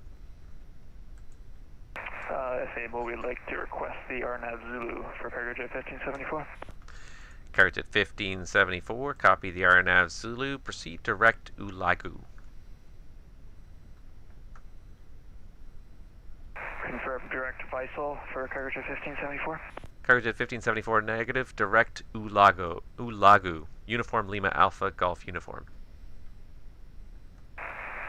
Direct Ulagu for Cargojet 1574. Scratch. Just cut out that little dog leg and make it nice and direct and efficient. It's the name of the game when you're ATCing. Because once I land this guy, I'm going to be almost out of airplanes. That WestJet start pushing yet? Nope, not yet. And I'm going to guess that's the Air Canada 840 down there at T1. Also not moving yet. But it is going to get interesting in the next half an hour or so here. We're going to start to have some arrivals. We've got 2 arrivals coming in from Philadelphia here. There they are, 1, 2. So we're going to get those guys just on the ground just before our stream ends here. Along with this cargo jet, we're going to get 2 departures. So it's actually going to get a little tiny bit busy in Toronto soon. Not super busy. Not busy enough by any means, but a little bit busy. I'm trying to think, what other airports do I want to fly to that I can't fly to anymore in Microsoft Flight Simulator? Like a lot of the classic Canadian airports as well. The major Canadian airports, you know, they have default scenery, which is okay, but again, not great. So the likes of Calgary, Edmonton, you know, Winnipeg, yeah, trying to think what other ones. I think I did a flight to Sault Ste. Marie. It was quite fun. And then yeah, I'm just trying to think. Like, I mean, there's a Dallas, Fort Worth. It's not. It's some of the big hubs, but then it's also some of the smaller ones. I'm just trying to think now. Houston is one that I'd like to fly to, but they don't have any scenery yet.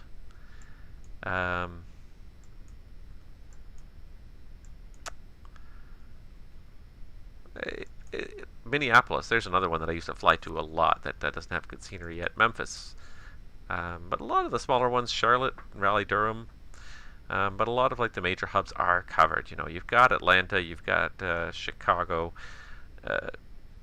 Dallas. I've got Denver now for Flight Beam. I think Denver was part of their package. You know, you got Los Angeles, San Francisco, San Diego's another one that I will purchase at some point because that's a fun one to fly to. But it's not part of the default, but it is a good one. And then yeah, Miami as well. Like the hubs are the ones you really like want to have like really good airport packs for, because you want to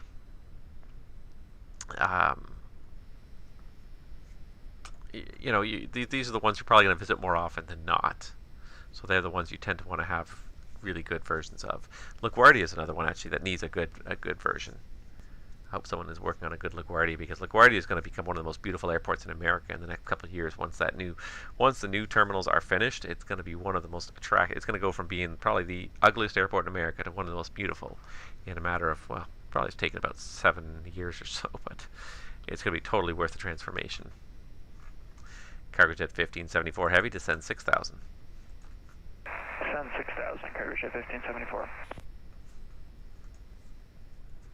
It's going to actually work out really well. We're going to get a nice little flurry of activity right here at the end, and then it's going to be off to bed.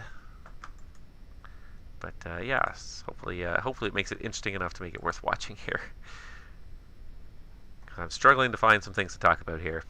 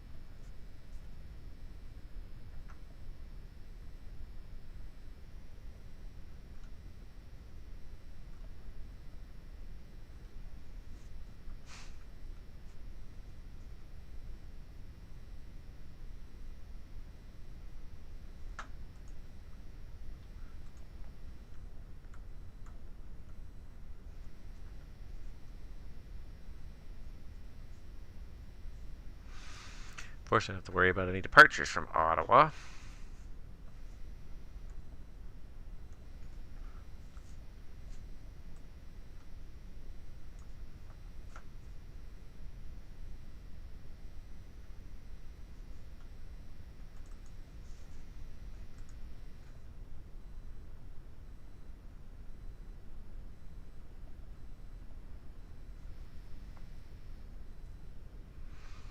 Nope, WestJet still hasn't started their pushback yet. That's okay. If they delay another 15 or 20 minutes, then they'll be in conflict with all these arrivals. That'll actually be even more fun.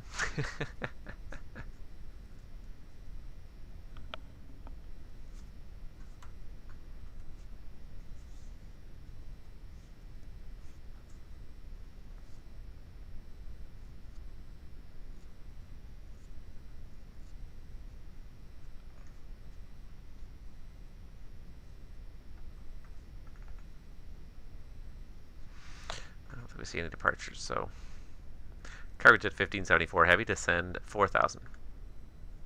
Descend 4,000, Cargojet 1574.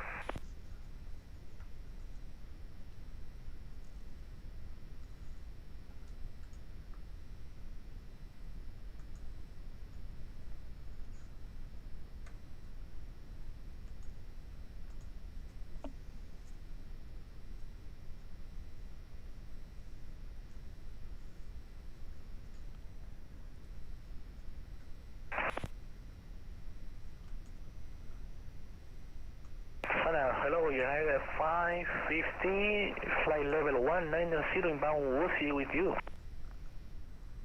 United 550 Toronto, good evening, squawk ident.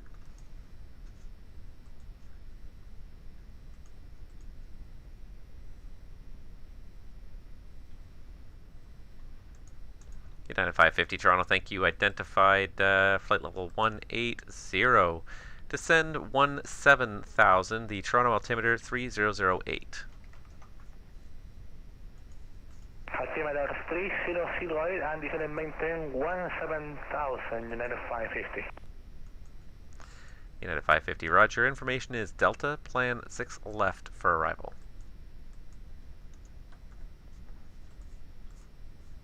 Roger that, information Delta, and expecting 3 left for arrival, United 550.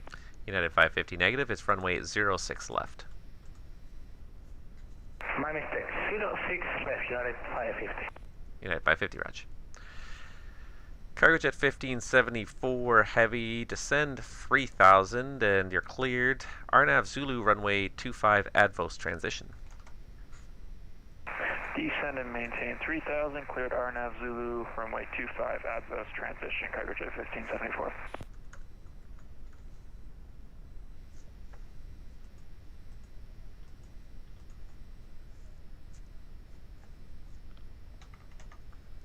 United 550, descend 11, 1000.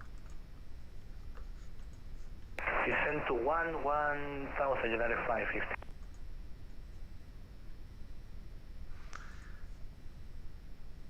Alright, so now it's starting to get a little bit busier.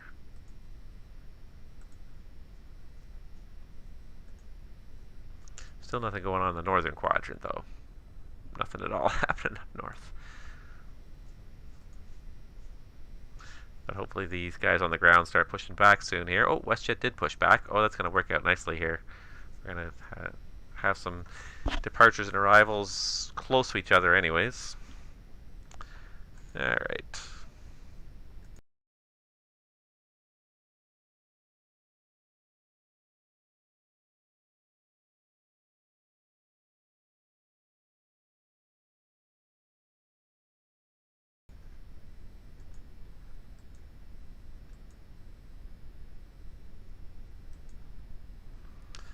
Alright, so he's swinging around.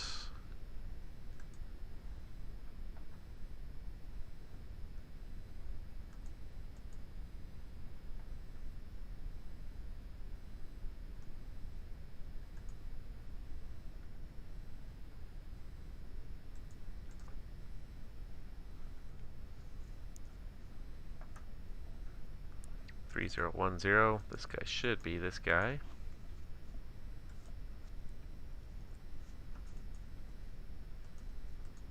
Toronto Center, good night, United 2767. United 2767 Toronto, good evening. Squawk ident and say altitude. Squawk ident, now 16,500. United 2767 Toronto, identified. Descend 12,000. The Toronto altimeter 3008.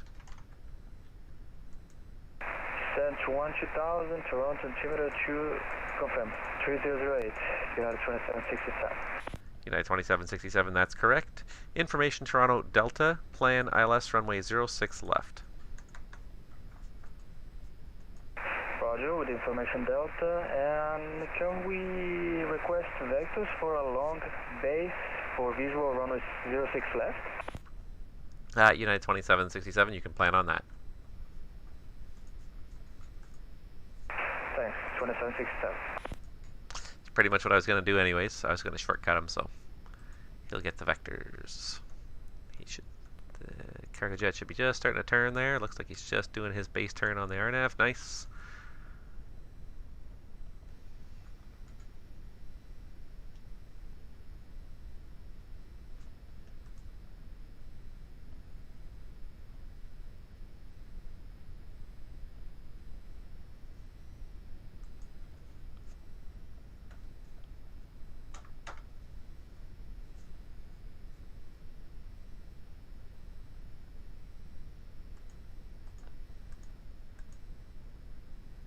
United 550 Toronto, proceed direct Darpu, descend 6,000.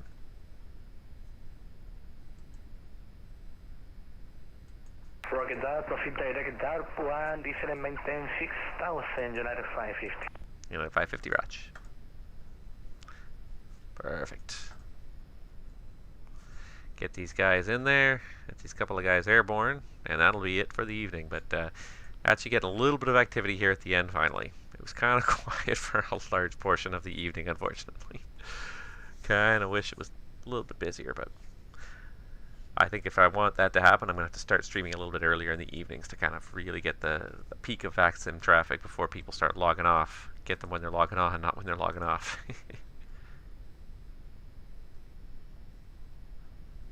We'll get there.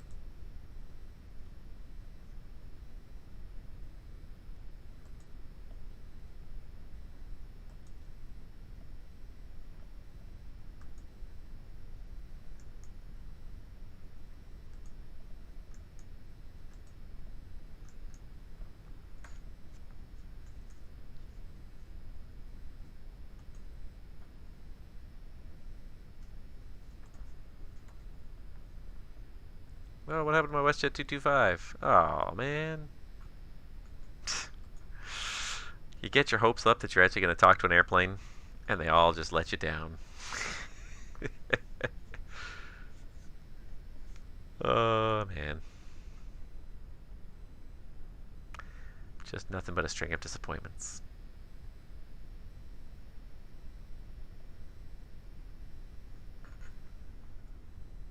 This Air Canada 840 777 hasn't even called yet. There he goes, cargo jet starting down. Cargo jet 1574 Toronto. The winds are 170 at Fife. Cleared to land, runway 25. Clear to land 25, cargo jet 1574.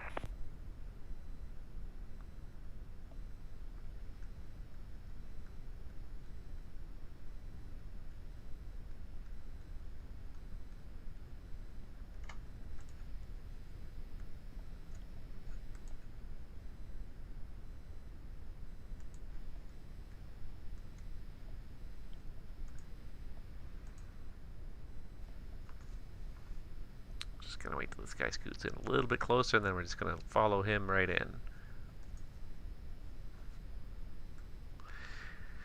Andre, thank you. I didn't write the software. I just simply control it. It's just Euroscope with some extra special add-ons. I just control. I don't know anything. I don't say I don't know anything. I know something about how the various things are drawn on the screen, but I don't have the patience to learn the software to do it right now. And Adam, nice to see you as well. Welcome to the stream. It's about to get a little bit interesting. We actually have a few arrivals in Toronto before we kind of pack it up for the evening in another 20, 25, 23 minutes here. We've got a couple of arrivals happening at the same time. One departure on the ground that hasn't even talked to us yet, so if he doesn't start talking soon, we may just head out. There's cargo jet is landing in Ottawa. United 550.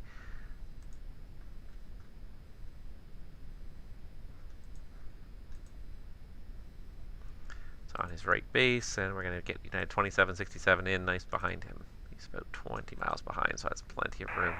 Trying to go to Air Canada 840 Heavy IFR to Frankfurt. Air Canada 840 Heavy Toronto, good evening. You're cleared to Frankfurt via the Verdo 6 departure Iptos transition flight plan route. Departure runway 33 right, squawk code 0555. Air Canada 840 Heavy cleared to Frankfurt via the Verdo 6 departure Iptos transition off 33 right, 0555 on the box. Air Canada 840, your readback is all correct. Information Delta's current. Pushback startup at your discretion. Call when ready for taxi. Clear for taxi, Air Canada 840. United 550, descend 4,000. Descend 4,000, United 550. United 2767, vectors for the approach. Fly present heading, descend 8,000. Fly present heading, descend 8,000, United 2767. Yeah, he leveled off at 8,000. Toronto 7, for United 550, is possible after that to request vectors for ILS abroad? United 550, fly present heading vectors for ILS runway 06 left. Thank you. Cargojet 1574, welcome to Toronto, or correction, welcome to Ottawa. You're going to the cargo at the east end there? Yep, that sounds fine for Cargojet 1574. Cargojet 1574, taxi Charlie Bravo, cross runway 32, the apron's at your discretion. Charlie Bravo, cross runway 32, apron at discretion, Cargojet 1574, thank you. United 550, turn left 20 degrees, descend 3,000. Left 20 degrees, descend 3000, United 550. He's going to be too high. Unless he expedites his descent here.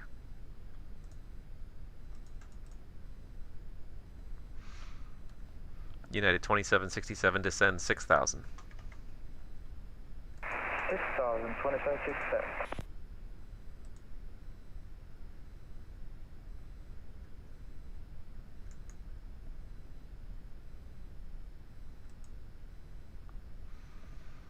It's just barely going to work, but he's going to probably make it down just barely.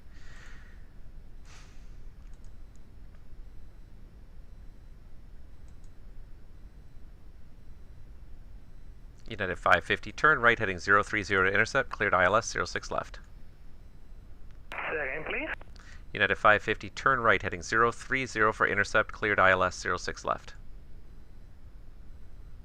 So I heading 030, clear for ILS 06 left, United 550. Roger.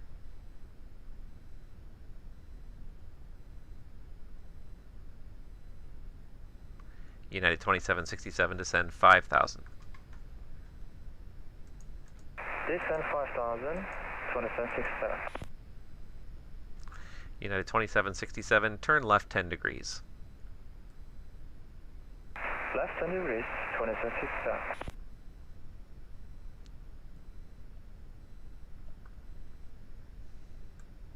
And it looks like you got it locked in.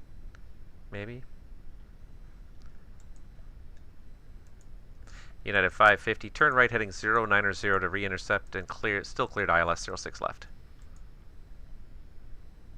Right, now we are on the localizer, United 550. United 550, perfect, thank you. Yeah, it was a little bit tight, but I was trying to just make sure I gave him enough room to get down, and he's just below the glide slope. It worked out just right. Yeah, it was a little tight though. And this guy's doing the same thing here. United 2767, descend 3,000. Descend 3,000, United 2767. I figure he's going to be back in he's going to be in exactly the same place. So they're flying the Airbus, and the trouble with the Airbus is the Airbus it's got a profile it's got in mind, and if you give people shortcuts, it ruins their profile.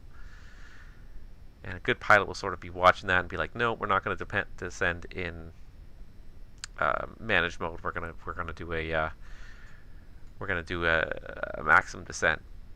Because that's one thing, like the managed mode works if everything sort of sticks according to the plan, but if you get a shortcut that changes the route that makes the mileage a little bit shorter, it really can ruin your day. It can ruin the Airbus computer's day anyways. So managed mode, sometimes you just want to use an open descent. The managed mode is not always the best way to run it, because the managed mode is based on exactly what you've got programmed in there without any kind of foresight on possibilities of things that might change and things that might improve for you.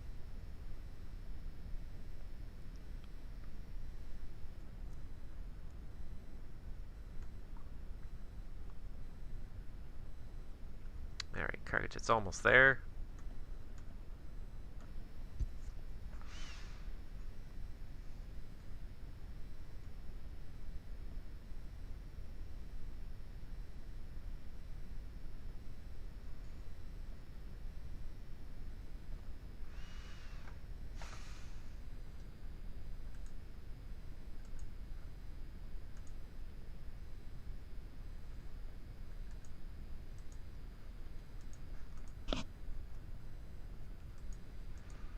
United 550, Toronto, the winds are 350 at 9er, clear to land, runway 06 left.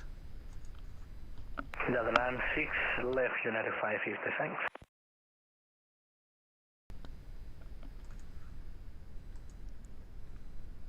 United 2767, speed 190 or less. 190 or less, United 2767. Otherwise, he's going to make this turn super wide. Toronto Air Canada 840, heavy ready for taxi. Air Canada 840 Toronto, information is Delta runway 33 right in the altimeter 3008, taxi Alpha Mike Victor to hold short 33 right. Alpha Mike Victor 3008 for Air Canada 840. United 2767, turn right heading 030 to intercept, cleared ILS 06 left.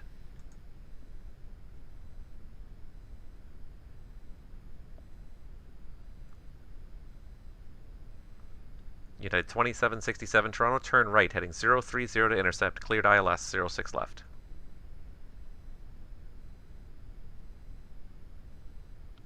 Am I on?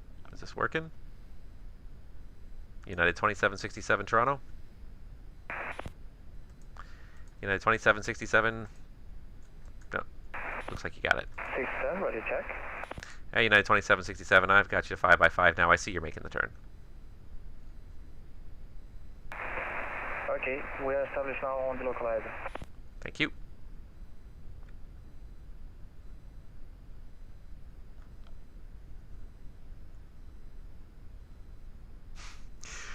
Well, a bunch of things happen all at once here. It definitely got a little bit more interesting here at the end, finally. Oh, guys are chatting here too, and I'm not even noticing. Captain Shaquille Oatmeal. Good evening. Never managed to get to Toronto with ATC still online. We'll pay attention. Yeah. If you're not in my Discord, the link should be in the description of this video, this stream. But I post my stream, my tentative stream schedule usually a couple days ahead of time, so you should be able to see it in there.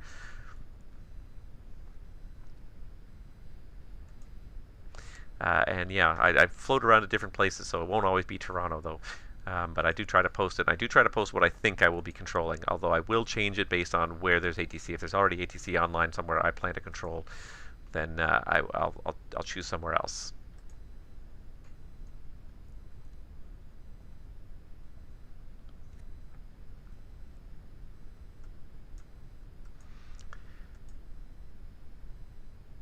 United 550, welcome to Toronto. You can roll ahead to Delta 3 and make the left turn on Delta 3. Roger, vacate via Delta 3, United 550. Air Canada 840, are you ready? Ready to go, Air Canada 840. Air Canada 840, thank you. Contact me once you're airborne. The wind's 350 at 9er, clear for takeoff, tree right. Call your airborne, clear for takeoff, Air Canada 840. United 2767, traffic ahead is vacating the runway. Winds 350 at 9er, clear for takeoff, correction, clear to land. Runway 06 left. Clear for takeoff and land, it's United 2767. That works. Oh, and he missed Delta 3. That's okay, he'll take Charlie 3, it's fine. Still got lots of time. This next guy is quite a few miles out here still. The cargo jet's gone now. He's there at the gate. He's not even close yet. United 550 looks like you made Charlie 3. That's fine.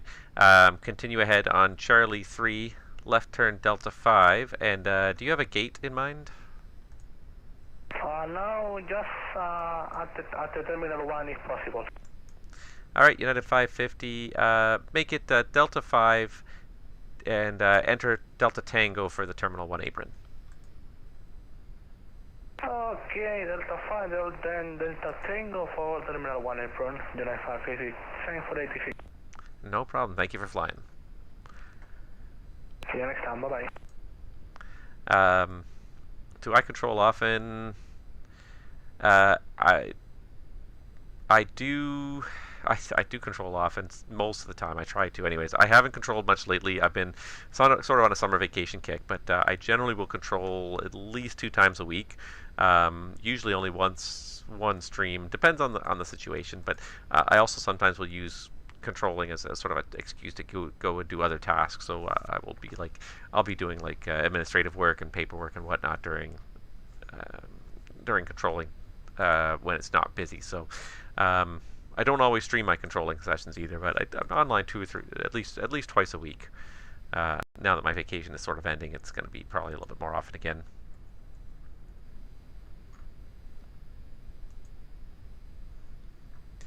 But certainly, yeah. Toronto, Canada, 840 is airborne at a 2,000 for 5,000. Air Canada 840, Toronto, thank you, identified, continue climb 7,000. Up 7 Air Canada 840.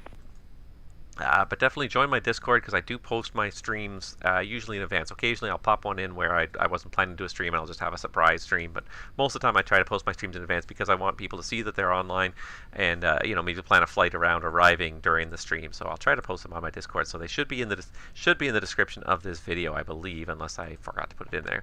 But I think it's always in there. Yeah, no, it looks like it's in there. So join that. GhostGamer2104, welcome to the channel. We're sort of winding things up here. We've basically just got one airplane left landing here in Toronto. One airplane just took off. One guy just sort of taxied to the gate here.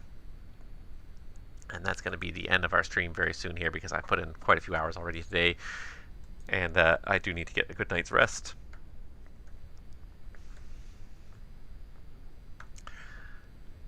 But if you haven't, subscribe to the channel as well, because then you will get notified. Air Canada 840 Heavy, turn right direct Verdo on course. Right direct to Verdo on course for Canada 840. There's Verdo. So make sure you subscribe to my channel, because then you will get notified at least when the streams do go live, or join the Discord to find out in advance when I'm scheduling a stream. United 2767, welcome to Toronto. Do you want to park near the company aircraft there?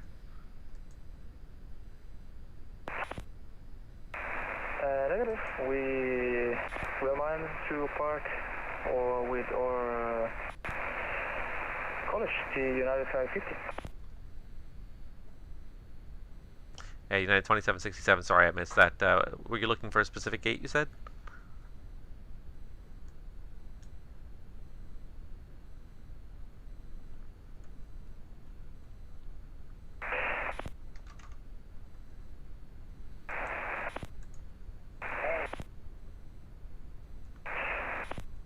Can we proceed to the Terminal 1 with my friend, with the 550? United 2767, okay. Let's do it this way. Turn right there on Charlie, and then left Delta 3, Delta Quebec. And on the apron, make a right turn. You'll find your friend down there. Okay, right Charlie, left Delta 3, Delta, and Quebec, United 2767.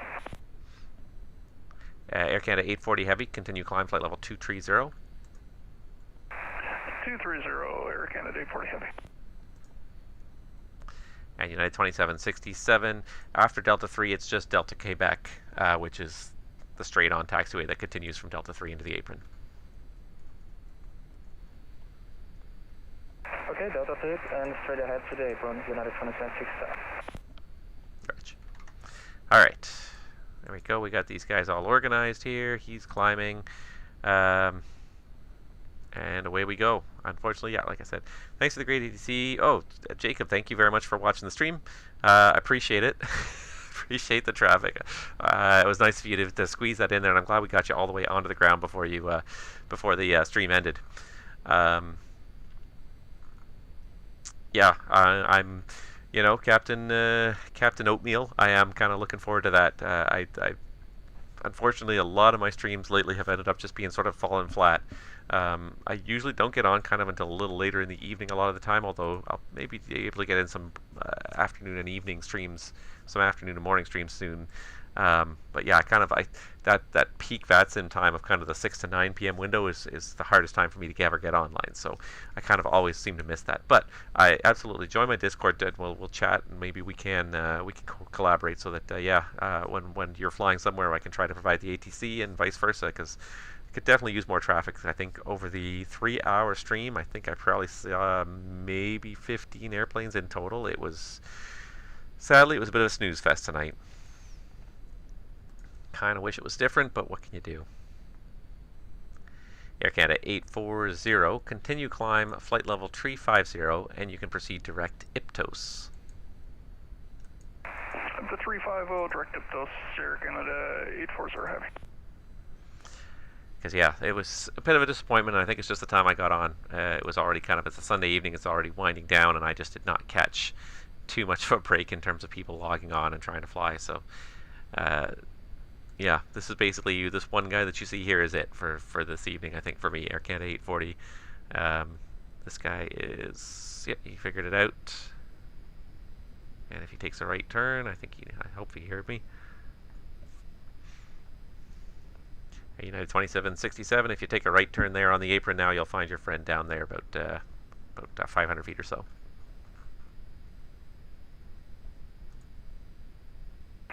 Yeah, we are tuning right now, and I see my friend now. Very good. Have yourself a good night.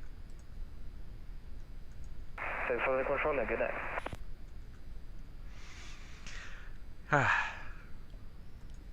Because there's nothing quite as satisfying too as having sat here and controlled on a nice busy evening where you didn't even have to think. I mean, I've had to think a lot. But it's basically because I had to think about things to talk about because there was nothing going on to kind of keep things busy. But there's nothing quite as entertaining as those evenings where you just sit there and you control and you're, like you pour yourself a drink or something, you grab yourself a beer, you crack it open, and then you realize 2.5 hours later that you've had exactly one sip out of it because you were just so busy the whole time focused on everything that was going on. And I miss those days. A year ago when we were all at home all the time and nothing was going on. This network was hopping all the time. This summer is probably going to be one of the lowest summers for a while just because people have been spent so much time indoors and they want desperately to get out and not spend their time staring at screens anymore.